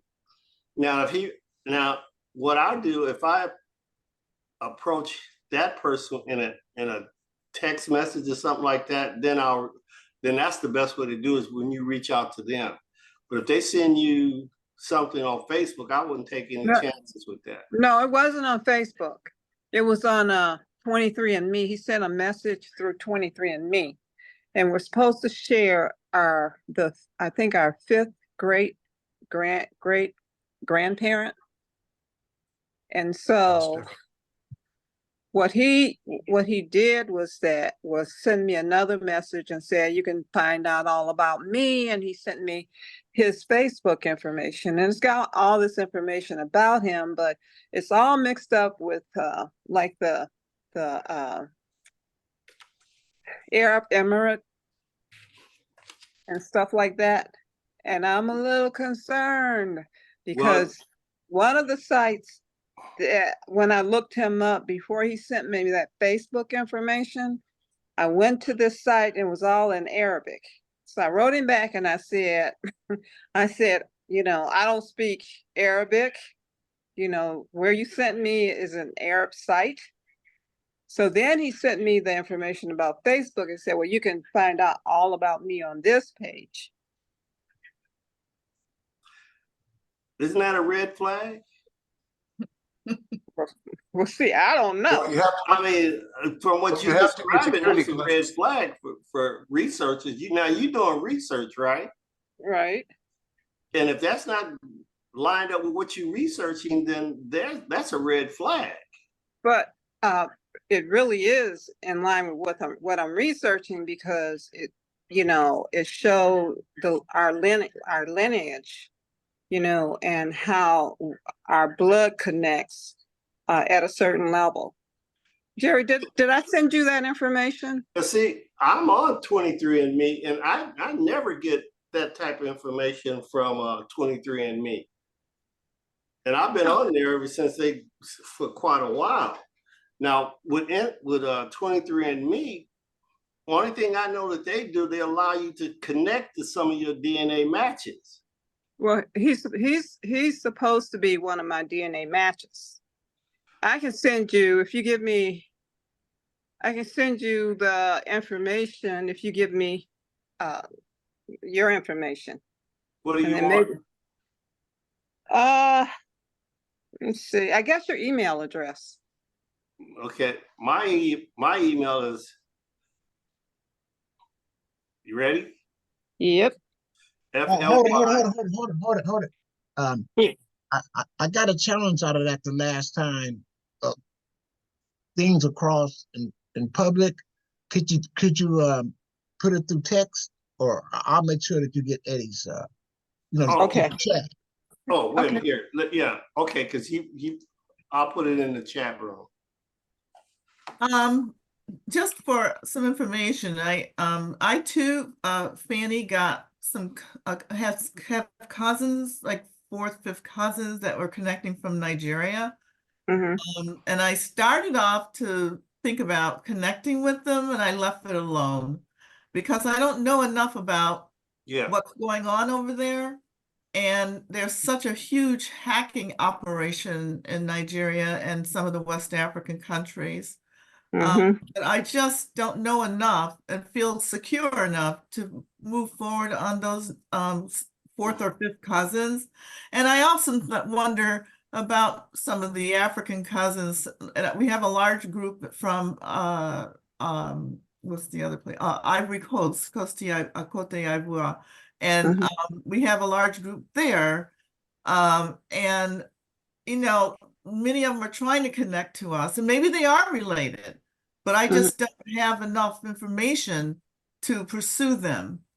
And So, I often wonder, would they really, really want me to pursue them and find out about our land lost in Africa from them? Mhm. I mean, See, I was not. I I've was been over not. there. I've been to West Africa. I've been to Nigeria, and I've been to some of the West African countries. Would they really want many African Americans start looking for their land that they were entitled to, some of their inheritance? I think that'd be great. I hope Yeah, some. that I hope some that of them are would brave be, enough but to do that. I would love it. I would my love to intent, see. Well, I would when say, when I got that information, I thought that would connect the our ancestors, the slave part, the initial slave part of it, those that came over initially from Africa, to our relatives here. Right, it Not would. necessarily that it would, we would be in search of our land lost in Africa, but what we are entitled to here. I And that, understand, but we also are entitled to probably some village in the West African continent too. I mean, I've gone into a lot of research on that, and it's shocking that what we have lost being captive from the Africans, the different tribal groups that were in war with each other, and they captured us and sent us on the slave ships. We had land, we had villages, and I and some friends of mine that are Nigerian. I went to 2 or 3 villages that they have there, and they have inheritance there. Now, did I come from that village? I don't know. But the point is that what would happen if you start relating to where you came from, based on the fact that you were a captive even over there and sent here? So it's huge. I mean, reparations are not only just American, reparations would be also from the continent of Africa and the different countries at the time, right. that were colonized by England. So much of it well, is, you know, and not to mention Portugal and Spain that were huge. I mean, Alameda Castle in Ghana, that was well, you know, Portuguese castle. I'm sorry. Mhm. I was just saying you have to be security conscious. That's first and Absolutely. foremost. Time you deal Absolutely. with a different state, a different country, Absolutely. because they have ulterior motives over there. I've been there quite a few times myself, Mhm. and I know that the ones that I've connected with, they all want to come here. Right. Exactly. And that's why, you know what? And that's why I'm asking you guys. That's why, Careful. because I don't, when I told my granddaughter about it, she said, grandma, Nigeria, you might want to be real careful. I think she's right. Everybody see the red flags, but the ones that want to really find out something. Right. I think she's right. You just have to be, I didn't respond to mine. And I got about 3. And I said, I started off and I just said, okay, I'm just not, don't know enough, like you said, Jonathan, we don't know enough and we don't have enough security to protect even your database, Because Right. if they get into your database with the hacking, you're sunk. Right. And as far as reparations in Africa, I believe that, you know, we were, you know, they were colonized just like we were enslaved. So all the leaders are basically been compromised over there, I'm gonna and disagree. you're not gonna get a fair shake because there's lawlessness. Right. So, But that's and why I know we're of here. people who went over there, Black Americans who went over there, got land and got murdered for having that land. Right. So you Well, have to be conscious. well, look at security conscious. Liberia. Liberia was the Yep. same thing. But I'll disagree with you. This is prior to colonialization. Okay. We were captive of our own people and sent here. And Right. then Yes, we were. so A lot I'm of gonna us were. say I'm gonna say they have a huge responsibility about what happened to our history. Oh yeah, I mean, there's no doubt. What I'm saying is that their monies are being funded by the European nations, Mhm. basically. Mhm. So it's just like, you know, you're asking them to give money for you from America or Britain or England or, you know, some of these other places that help colonize and enslave our people. Well, Because when Britain they were Britain trying to was the one to terminate, do it. when they were trying to terminate, I have a wonderful book that you might enjoy reading called Black and British by David Osologo. Mhm. And he really breaks it down, even prior to colonialization. And he's Nigerian of descent, but he really breaks down the history, and that when you had African kings and leaders going to Queen Victoria telling her to do not emancipate your slaves in 1830, they went to England just to stop to keep the slave trade going. That was their main enterprise and money for their countries. So all of these wealthy Africans that are the heads of many nations, they owe us. That's how I look at it. And I think that we have not dealt with that, because I have been doing a lot of researching on the enslavement of Africans from Africa, and and it's huge. Not to mention the Arab side. So don't back off from the Arab Okay. too, because that whole side from the Thanks Zanzibar. thanks for that. Thanks for that Let me add information. something. We're diverting. Any Let me, final comments? Y'all can address her, and then I'm gonna go to another topic. Go on, address her. No, hey Jerry, let me say, Yeah. talk to Fanny. Fanny, Mm-hmm. when you look on your 23andMe, is that you on two sites, right? Are you on Ancestry? Yes. Okay. What I would do is I would compare those two information that you receive. Like if a guy if you find somebody on 23andMe, go to Ancestry and see if he's on there. That way you can start researching and saying, okay, is the information, can I follow the information that you see? Because what I do in researching, I'm on 23andMe, Family Tree DNA. I'm on several other websites. And what I do, I compare all the matches on each one of the sites to see if I have a common name on all of them. That way you don't have to worry about when people contact you and it's all this shaky stuff. You can compare that way. Okay.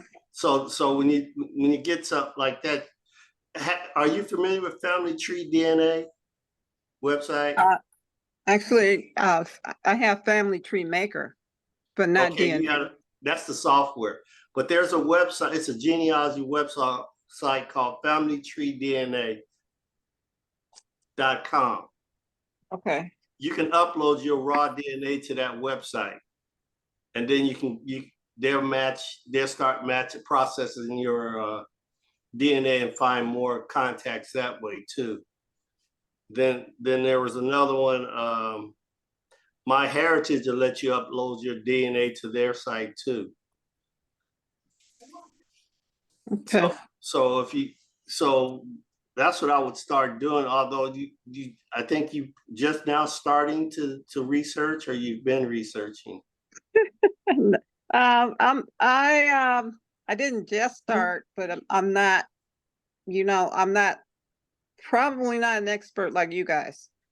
I'm not an expert like you guys at all, actually. I'm not an expert.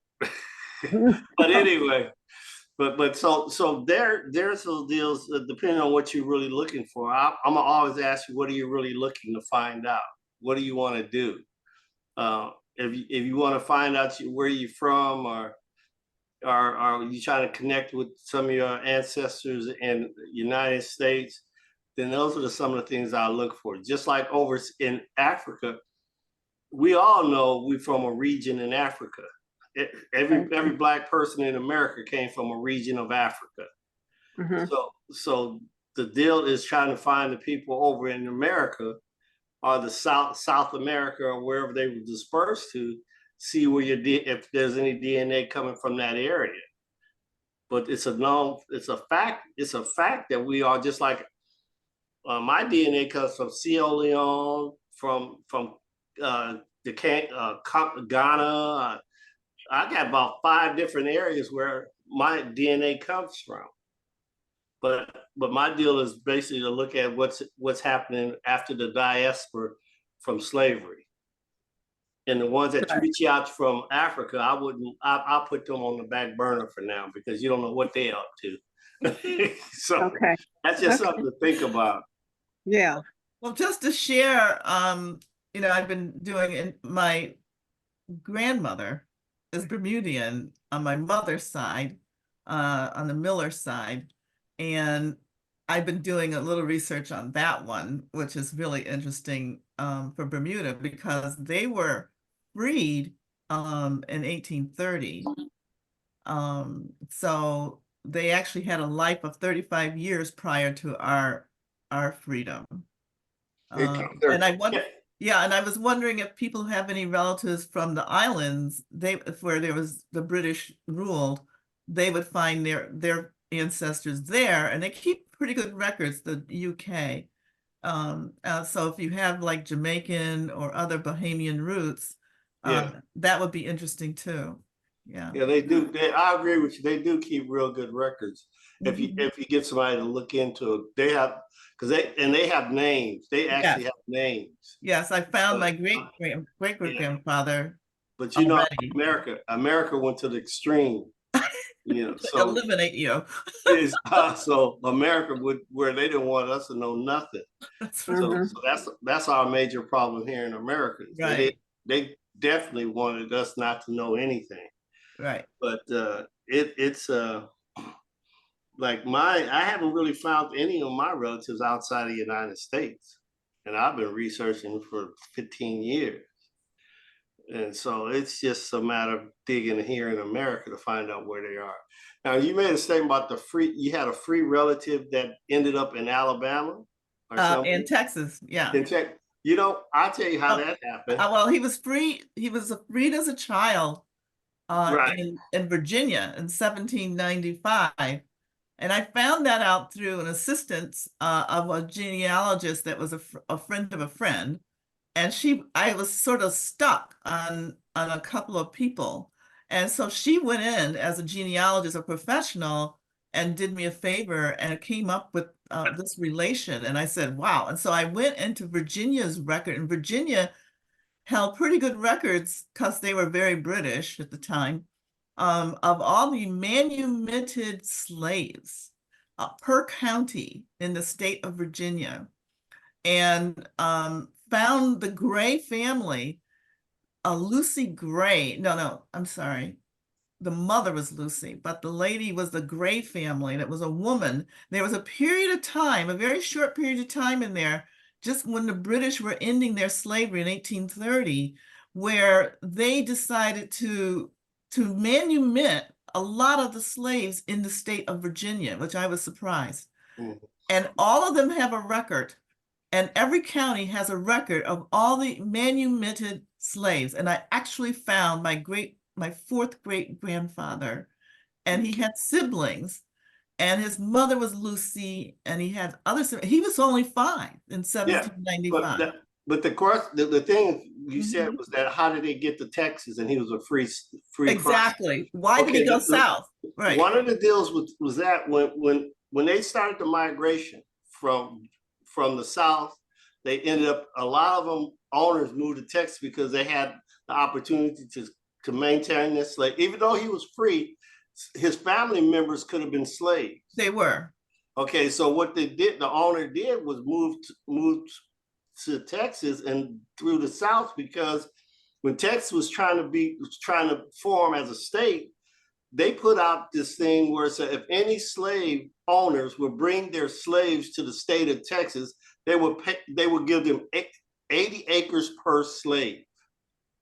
Wow. And when they ended up, a majority of them ended up in East Texas, where my family's from. By the fact, my grandmother was a Gray.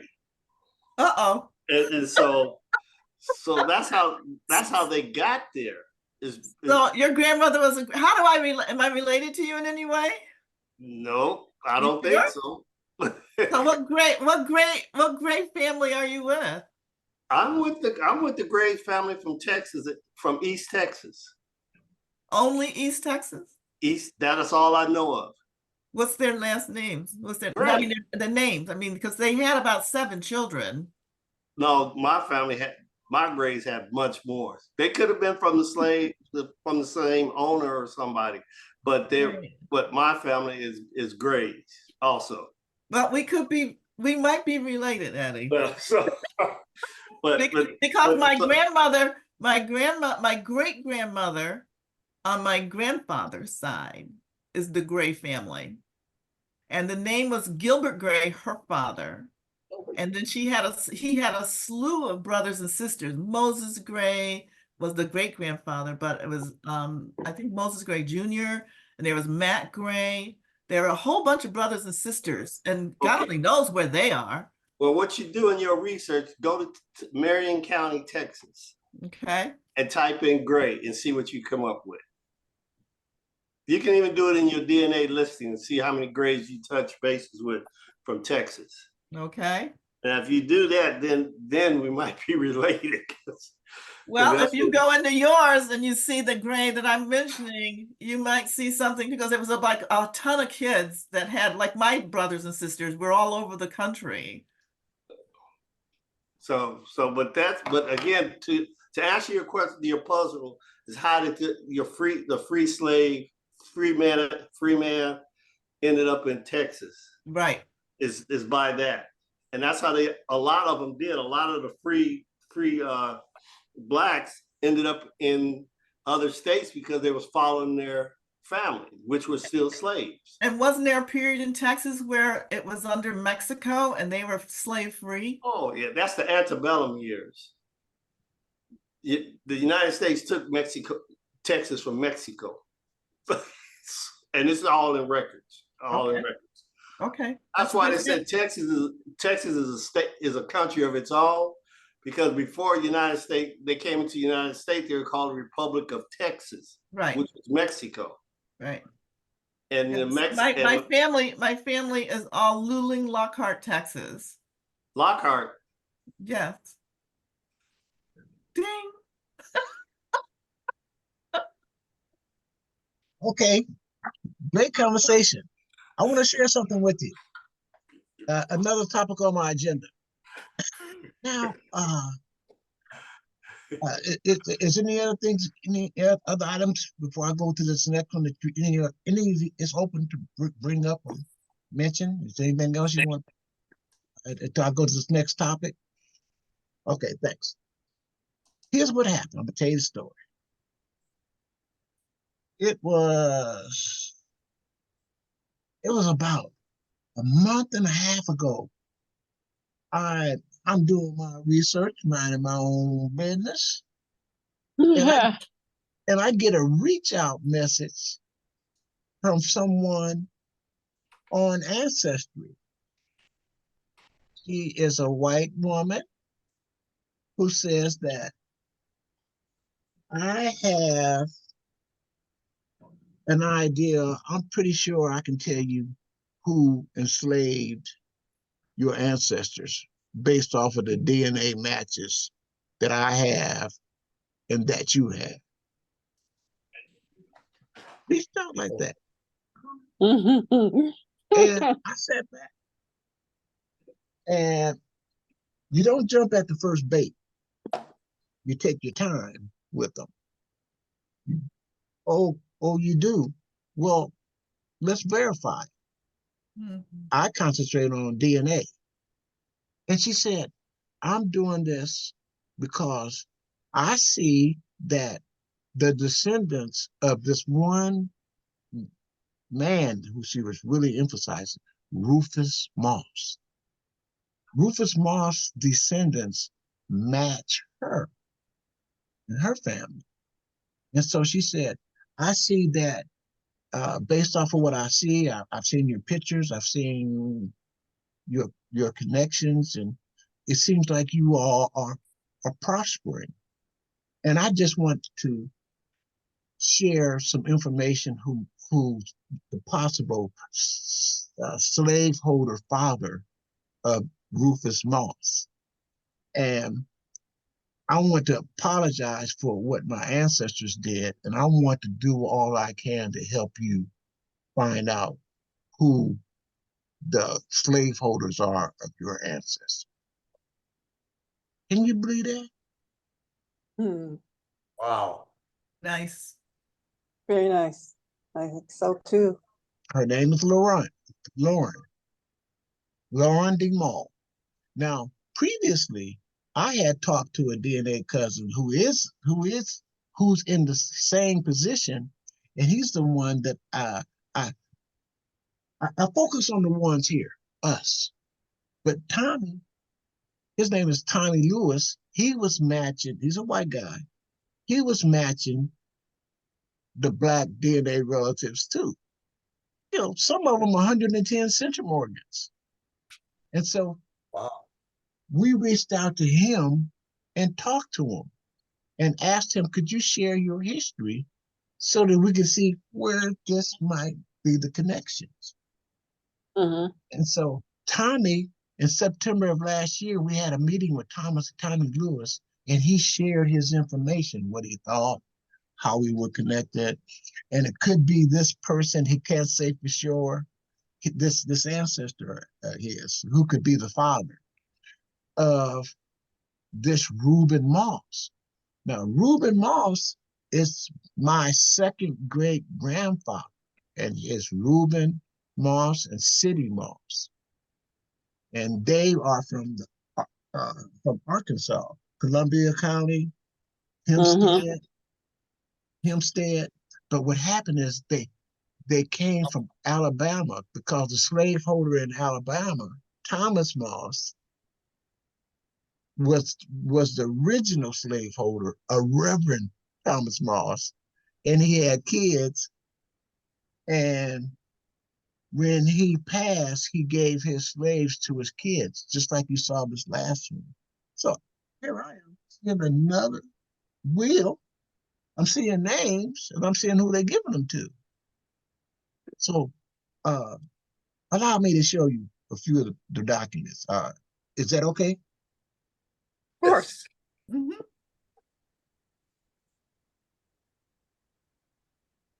All right.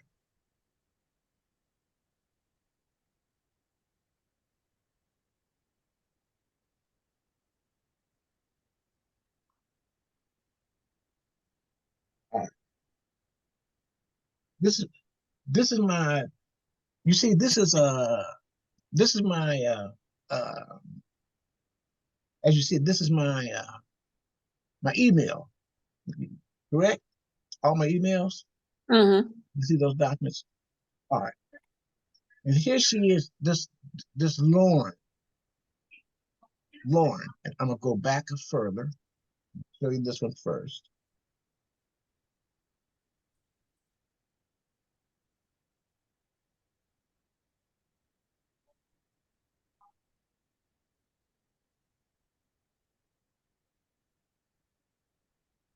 I'll tell you what, I'll go to a folder. That's what I do. Like this. Yeah. To her. She's one of her records. All right, can you see this? Yep. Yes. All right, let's make it a little bigger for you. It's right here.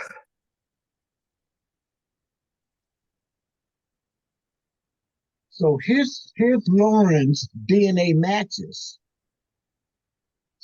She has over 50 matches to me who are descendants of her four great grandparents, Thomas and Peggy Moss. Most of them were 57 cousins, 15 Central Morgans. 12 matches are descendants of great parents of Jackson C.C. and Emily Moss. That's the white one, but here's the man. Jackson J.C. is the son of Thomas Moss. 5 matches who are descendants of Rueben Moss. That's me. And their DNA range from 15 to 16 Central Morgans, and they have some other ones. So look at the kind of detailed records. One DNA match to her is a descendant of Rufus Moss. The amount is identical DNA we share is 25 centimorgans. So now she's going through it. And Lauren's DNA matches who are proven or probable descendants of Ruben Moss. Look, she goes into it, calls out the Hobsons, SM. SM is one of my, right here. Let me show you SM. Josephine Moss, Ruben and Josephine Moss. Those are my, Josephine is the daughter of Ruben Moss. And so Mike McGee, this is one of my white cousins who matches her. Val, this is my cousin on the East Coast. And Yvette, that's her niece from Reuben T. Moss. So there's one of them. That's one of the records. And so I want to show you another one. Thanks for being so patient.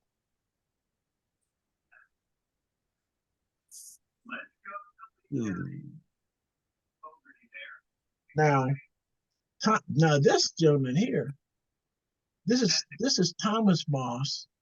He's the father of this J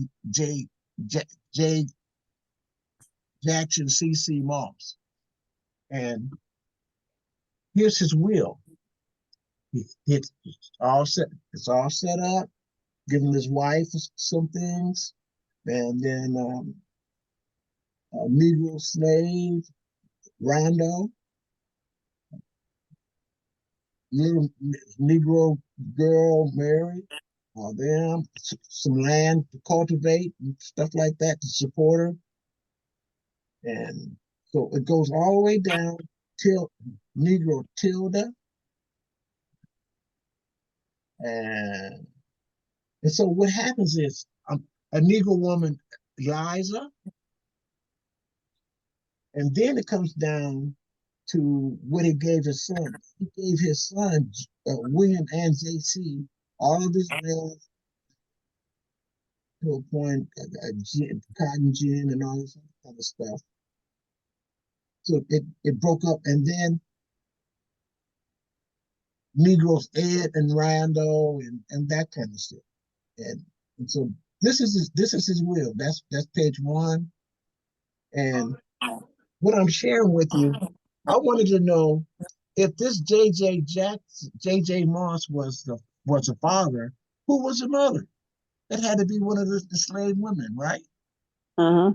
And so one of these women that he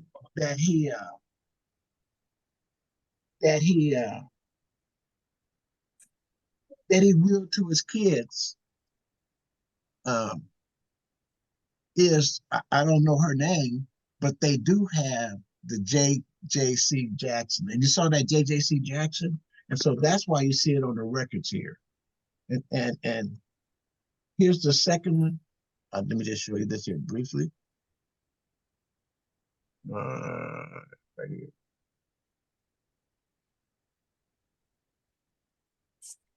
And let's make it a little bigger.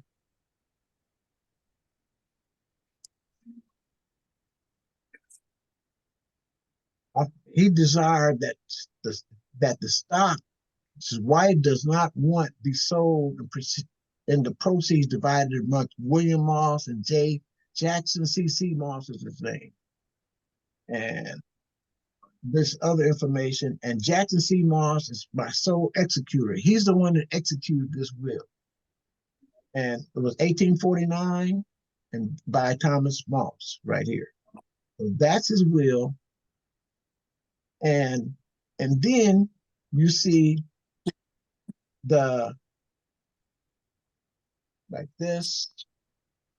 This is called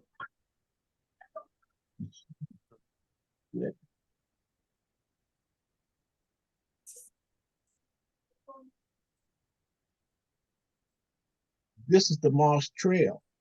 And so this lady took the time to give me this kind of information. Do you see the detail? Can you believe that? So she give me this information, and then look, she goes down and does one of these. Wow. It goes into this graph. Wow. And then she says, Lauren's relationship suggested by DNA. Now she said DNA and how many centromorgans. She has their names and would be half cousins to her 7 to 12 bottom orange. Look at that. She has all that. And then her relationships, she goes into it and tells the story. Okay, this is something. William Jack Moss was probably not enslaved by Thomas. There are no black males of the right age in Thomas' will in 1840 census. And also in Thomas's will, that one I just read you, he named 17 enslaved people, but none were taken to Arkansas. So William Jack Moss must have been enslaved by Jackson C.C. Moss. He was most likely the one who had ages 26 and 29 listed in the 1850 slave schedule, and the black male 37 in J.C. 1860 schedule.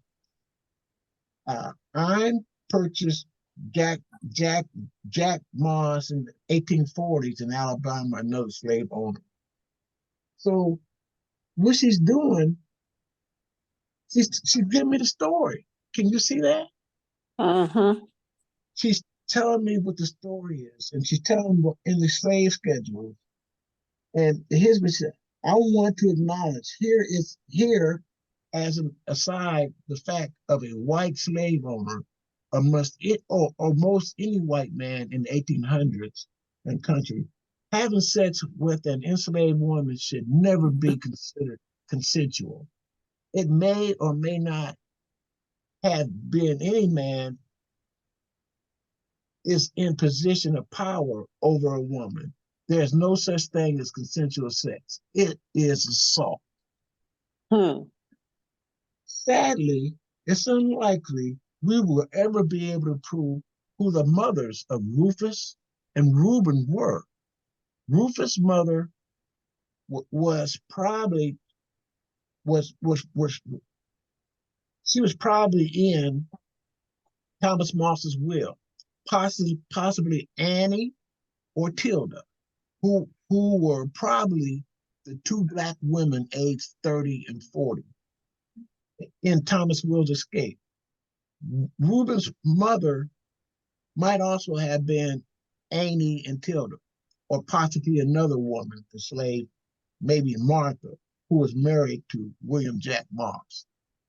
So finally, there are at least 2 more Moss children who have been fathered by J.C.C. Moss. The first was in the will in Thomas's will, a black female, 2 listed in the 18th schedule, and Thomas's daughter, Rachel, in the 1860 slave schedule. In 1870, Harriet, age 20. See, 1870, now they have a name after him, was in Rachel Henley's. Oh, she was her servant. So one of the slaves stayed on to the daughter, and she's described as a mulatto. And she was a servant to this here Rachel Henley, who was a daughter. And the second child in JCC's Moss slave schedule, a female 3 born in 1857, was described as a mulatto. I'm still working on tracing her. So, here you are. I have a person who is sharing some valuable information. Any comments or opinions on what I just shared with you? I think it's amazing. Even the fact that she came forward, I think it's amazing. And because I don't think there's many people that would have done that. Not to that degree. Nope. Not to that kind of detail. Can you believe that? The details that she, and I gotta show you one more exhibit. Please allow me. Do you guys have time for me to show you one more exhibit? Go ahead. Yeah, I was reading them. Okay. Take as much time as you need. Mhm. Let me show you one more. I think it's great that she has come forward and suggest that, because we're still looking for one of my great grandfathers. So it's a big X next to that family tree. So I think that's good. I'm gonna share this with you. And he was Jewish. So Shabbat Shalom. yes, absolutely. Now, Tommy, remember I told you I had a conversation with Tommy? Now here's his matches. Here's what he said.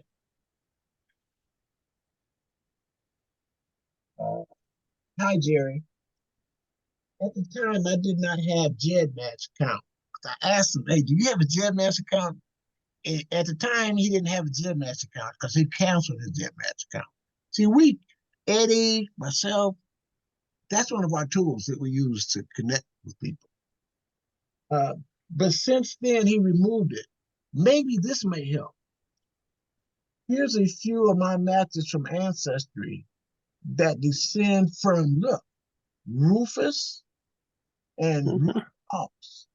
If you have any questions, let me know. Here they are right here. Mm-hmm. Look at that. There's Val. Yep. That is from Rueben Moss, my second great grandfather. And look how many she matches Tommy. 112 centimorgans. Mm-hmm. You see that? And she matches Tommy. And then this young lady, I've talked to her recently, 106 centimorgans. No, this lady, that's 26. Wow. So he's showing those. Those are from Rueben, and then from Rufus, he matches 125 to this lady, and she matches me, and this lady, 99. So look what the folks are giving us. Can you believe that? Wow. The folks. So that's verification there. Yeah, that's yeah. And so, again, I don't press them. And I get, here's where I'm at on it. I don't know. What's his name? Jackson C.C, Jackson Curl Coffee Moss is the one. He was a Confederate soldier. He got captured, and then after he got out of the Union, I mean a Confederate soldier, he got captured, was in prison, got out, and was in the legislature. And so he was in the legislature down there because I have this, I have some of his records. Let's see.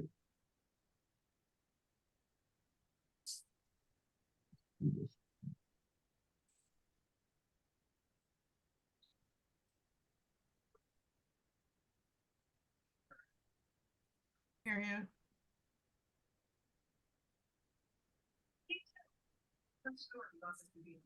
Let's see. So I have his records, but the message that I want to share with you is now I'm able to put some of the pieces of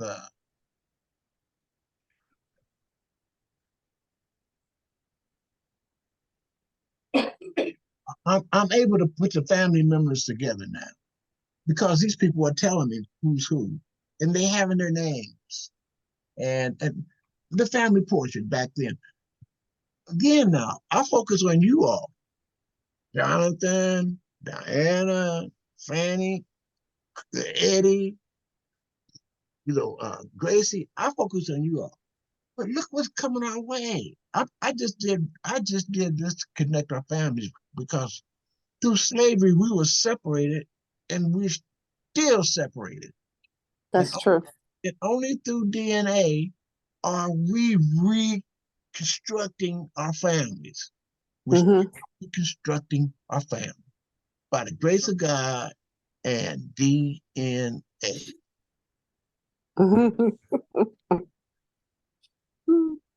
And this is more important to me than any reparations. I've been doing this before that. And I then, agree. and then what happens? Here comes reparations. Right, right. Now who's the it's like it falls right into our lap.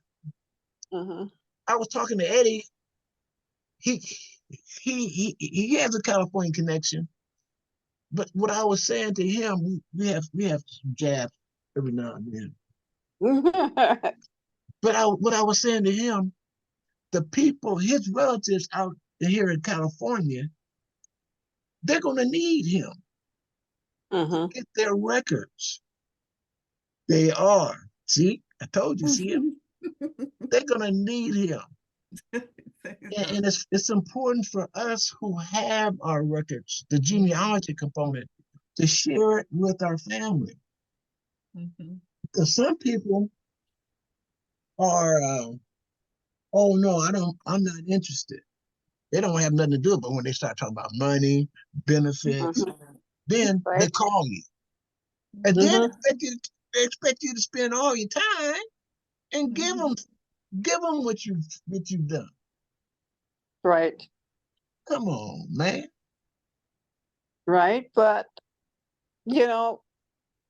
I had, and you probably, Jerry, you probably gave me a different perspective because I was trying to get some of my relatives, my brothers and sisters, cousins to participate and start doing research, help with the research. And one of my brothers said, well, I don't need to do it because you're doing it. I mean, that's fine, but I'm spending my time and my resources to do all this. You need to help out some way because, all of us in the end, if it comes to fruition, all of us are going to benefit from it. And I'm a giver. Amen. And I can talk smack all day long, but in the end, what I'm going to do is I'm going to give it to him. I'm going to give him and them the information that I've gathered all these years. I've been doing this too over 20 years. Not to the extent that you guys have, but over 20 years, way before I moved to Nevada, I was doing this. And that's how I connected to some of my cousins in different states, like Arizona and Washington, D.C. And, that's how I connected, was through, not through doing DNA at that time, but just doing, manual research, just Yeah. putting it out there. Yeah. So I don't think that, I think that what we get, we do have to share it. We have to share what we have with them, because, Like, like, in like, the end, like and, all those and wonderful gifts that you send my great granddaughter and you send me. no, no, no, no. We ain't talking Yeah, about that. No, we're awesome not talking person. about that. I don't Yes, she do that. is. No, I'm just don't saying, do. I don't do. she's really Don't generous. do it. She's a generous, she's a generous cousin, and she is double matched with the Mosses and the Burnells, and so Yeah. we have some fun times, talking with each other and just keeping up with each other. This means so much. Jonathan, you contact me. Hey Jerry, on your I haven't been doing very much, but I might be able to come on. Now we're building relationships. Feel free Right. to call me. Eddie helps me technically, anything I need technically. And we mentor Technic. different people who come on, that some newbies. We help Mhm. them, while we're able. That's It's invaluable. Okay, I have a story. Go ahead. I do have a story. We go to this little casino, and there was a new In man. Laughlin. No, not in Laughlin, in Henderson. Oh, In Henderson. Yeah. We go to this little casino in Henderson, and there was this guy. He said, go "Oh, Eddie, go Eddie. wait a minute." And he was like, we got to talking, and We can't see your face. Raise your face so we can see your. There you go. They said, okay, he's from Dallas. So we got to talking, and he said, "Well," I said, "You saw, I got people in Texas around the Dallas area," and I said, Burnells and Alexanders, and he said, "I think my daddy's name was Alexander." Well, he didn't know his daddy's people. So I said, "Well, you kind of look like us," the Alexander side, And my husband said, "Well, yeah, he kind of looked like Teague, my nephew." So we gave him a DNA kit, and I'm waiting to find out what's going on. But my thing is, even if he is not my cousin, he will find out who his other relatives are. Right. His mother's side, he will know. So, in this world, you have to give. Go ahead, Eddie. Good, great statement, guys. Go on, Eddie. And it's a small world too. It is. Right. It is. I'm sorry. Go ahead, Eddie. Eddie's on mute. I got him. See, he was over there. What part of Texas the Alexanders are from? Well, I think they moved to Dallas, but my Aunt Betty was a nurse there, but they were from Arkansas, McNeil and Magnolia, Arkansas. What? Fanny, you do have a good last number, don't you? My grandmother's side of the family is from Magnolia, Arkansas. But hey, cuz. I'm telling you. Hey, I'm telling you. Fanny, do you have a thing is last number? Huh? Fanny, do you have a jet match number, don't you, Fanny? What? A Jet jet match, yeah. match number. Okay, there you go. Now watch this. Watch what happens here. Give that to Eddie. Why? No, oh, no, I don't have the gym match yet. Yeah, thank you. But again, We're gonna show you how it works. there are Alexanders from East Texas in Tyler. You ever heard of Tyler, Texas? Yep. That's where my grandfather's Tyler, from. Jacksonville. Jacksonville. Those are Alexanders. They're also in Longview. They're also in Longview. Mm-hmm. They're in Linden. I don't know about them. Those are areas where Alexanders are from. Okay, now my grandfather Aaron Alexander, he moved to Texas, and I'm not sure where in Texas, but he was a preacher. Okay. No, I'm sorry, Louisiana. He moved to Louisiana from Texas. But you get up in that area. When they leave from the South, they normally go, if they headed for Texas, they always start in East Texas, then go down. Mm-hmm. East Texas is the area from Arkansas and Louisiana, northern part of Louisiana. They come into those areas, then they go down into Texas. But we refer to all that as East Texas. Anything from Texarkana, Texas, or Texarkana, Arkansas, all the way to Shreveport, Louisiana. Right. Though that area is we refer to as East Texas. Oh, I didn't know that. And that's where all the slave owners first came in to the state of Texas. Okay. Wow. Well, you know what, Eddie, you are on my list. Uh-oh. You are. Which list? Not the hit list, are you? Huh? You're on my ancestry list. Oh. I remember you on my ancestry list, and I have to look on my 23andMe. I'm on your ancestry list? Yep. You sure? I can tell you right now. Jerry, she might be a cousin. Ooh. I got DNA that spread all over the place. Wait, I'm pretty sure. And other thing is that I go to Henderson, Las Vegas, Henderson, because I got a friend that lives in Henderson, and I'm out there all the time because I'm originally from California. Okay, you're like I think you told me that because I'm like Wagon Wheel and 95. Yeah, that's where he is. Well, I'm on the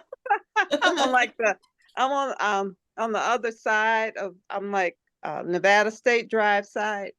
You know, when you exit at Wagon Wheel and Nevada State. What's that highway that take you straight to Boulder? That's 95.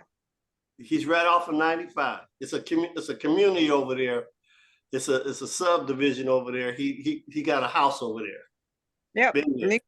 And okay, if you go left, when you get off the expressway, you go left, don't you?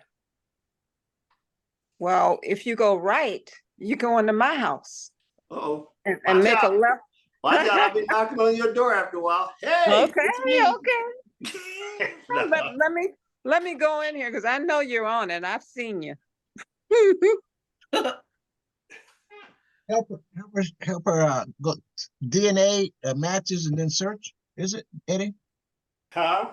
Is it go to DNA matches and then search? Is that how she can find you?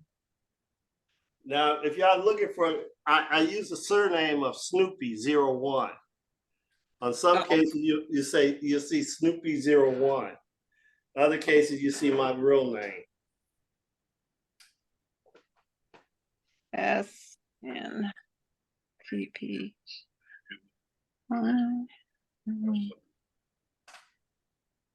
Okay. Excuse me, I'm just. So, but if you do find me, you're in trouble. Everything's lining up. The stars are lining up. Okay, Snoopy 01, no, but Eddie Henderson, I'm pretty sure. Okay. Look out. Eddie, you just sitting back, Eddie. You just sitting back, huh? Yeah, I gotta find out Diana's now because she says Uh-oh. she might be kin. Well, we might be No, Matt. cousins.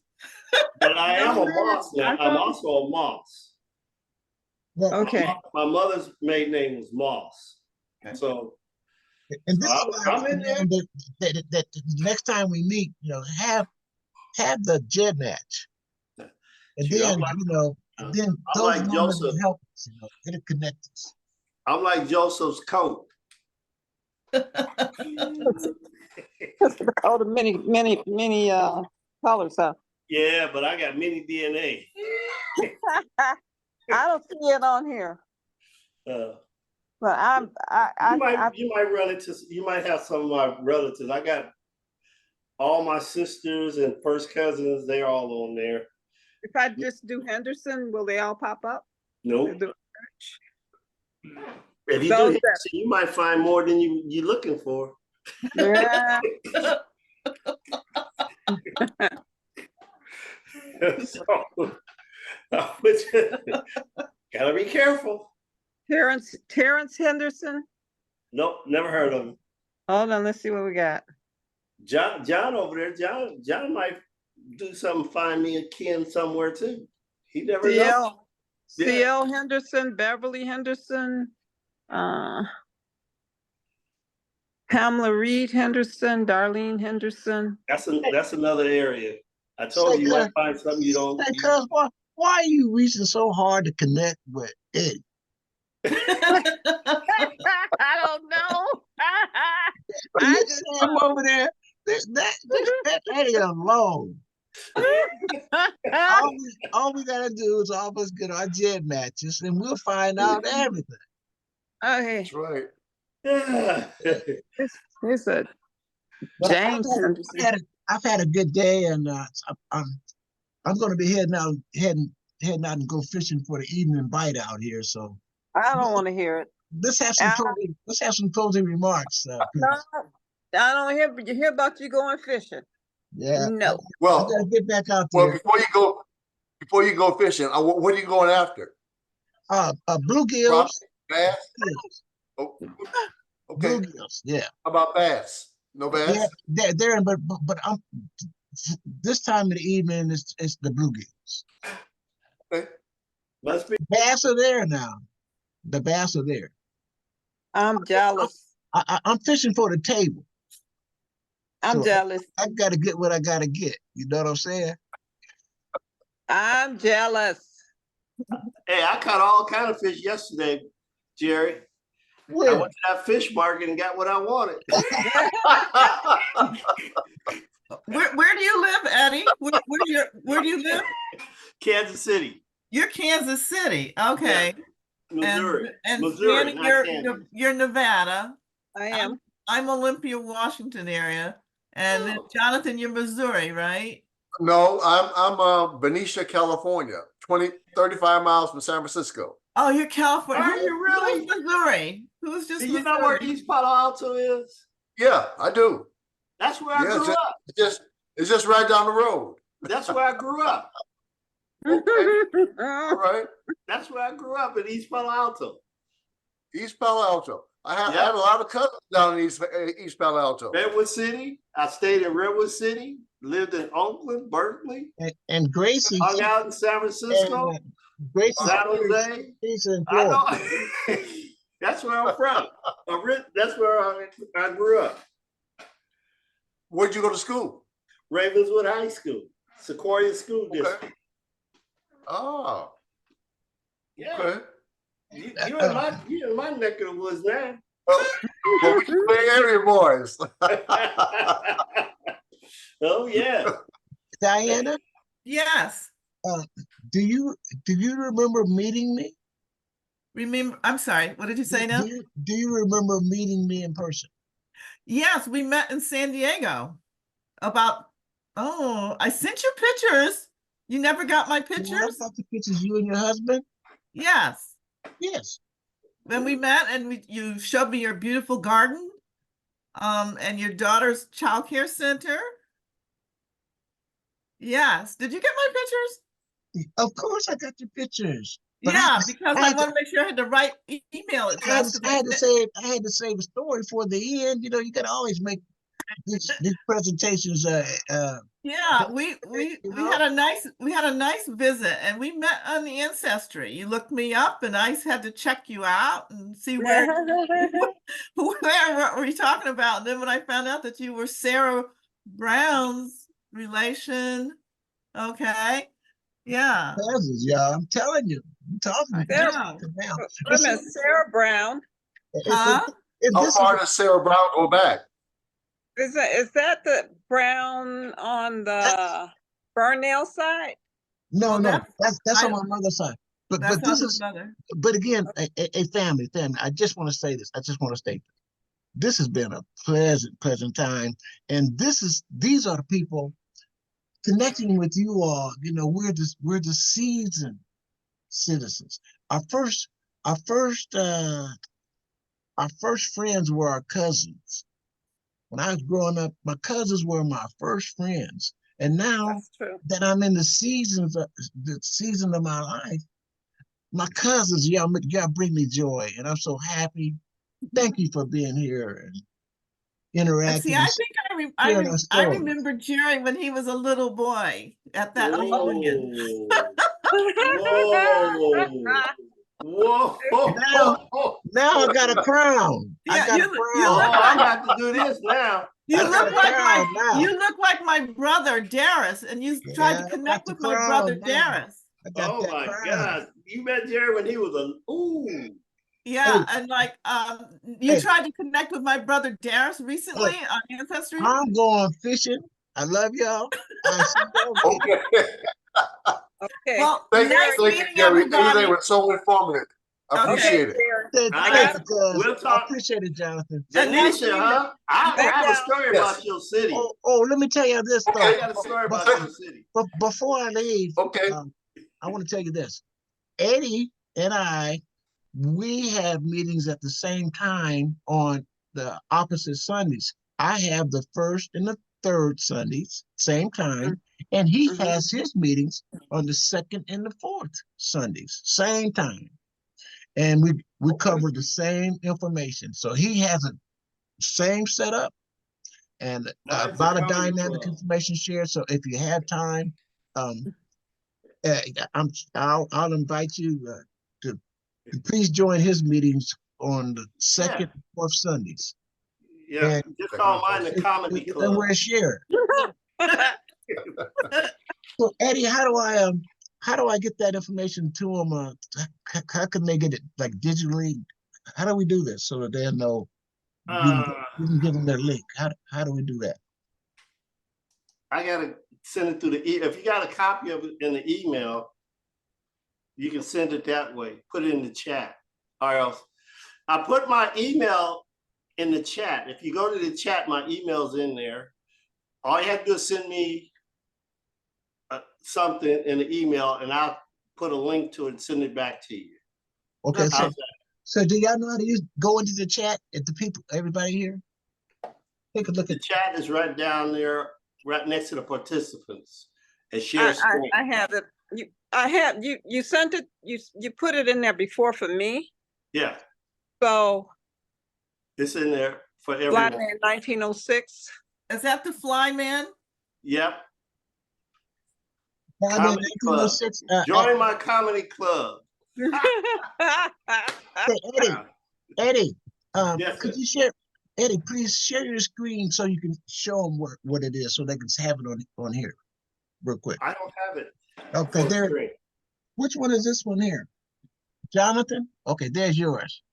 Big fish, Yes. Jonathan. Look at big fish. That's Okay, Jonathan. Okay, I got Jonathan. Don't close it yet. I'm gonna write it down so I can. Okay, Diana. Who's Big Fish? that's Johnny. Jonathan. Hi, Okay. Gracie. Gracie. He's in Florida. Big Fish, Jonathan. It's Jonathan. Netcast. Woo. That's an old one, ain't it? That's an old one. Yeah. It's a mouthful, I'll tell you that. Yeah. I think how long you been in Ventura? Jonathan? Ventura. Oh, Yeah, Benicia? Yeah, Benicia. How long you been there? I've been here since 1978. Holy man. He's gonna get some big reparations. Oh man, 78. Yeah, he's gonna get some big reps. Well, in 75, we couldn't go that way. I can't wait to work with you, Jonathan. Will you stay with me? And we can go to the city. Work on it, Jonathan. Oh, Yeah. is that right? That's right. Whoa. Well, The reason why I'm living in Benicia today is because my brother and I went fishing at a place called Lake Herman in Benicia. And they had the best bass fishing, crappie, bluegill, everything. Yeah. And I said, you know what? If the fishing is this good, I'm moving over here. Amen. You know, right outside of San Francisco. well, that's all right. All right, well, until next time, ladies, gentlemen, nice meeting you guys. Hopefully Nice meeting you too. Same Eddie, here. Eddie, I have one more thing to say. Sunday Eddie, every month. the 2nd and the 4th. And that's at 2:00 Pacific time. Central time is 4:00. Eastern time is 5. And I just want to share this with you. And Vegas, what are you? I don't know. I'd love for you to crash this party. Yeah. Hey, cuz crash this party. Yeah, it's the same time. All right. But what I wanted to share with you in closing, I always, it helped me with the take time to get all the details out. Be patient enough to take care of the business. And when I take care of the business, the fishing is great. Peace. Nice meeting everybody. Goodbye. Goodbye. On that note, Bye-bye. but I want to go fishing and nobody will take me. Goodbye. That's something. Bye. I'll take Love you, y'all. cuz. I'm gonna take you. Okay. Bye. Yeah. First chance. Not in Nevada because Lake Mead is dirty. No, you were awesome today. Thank you so much. And thank you. We had a Bye-bye. Great time. Great time. I'll talk to you soon. Okay. Okay. Tell Sunshine I said hello and Oh hello. man, she loves it. She loves all the gifts. What she doesn't eat, I eat. Okay. I'll see you. Okay. I see you, Gracie, and I'll get back with you. Okay, Gracie. I think she's gone. Yeah. Okay. Bye-bye. All right. Take care.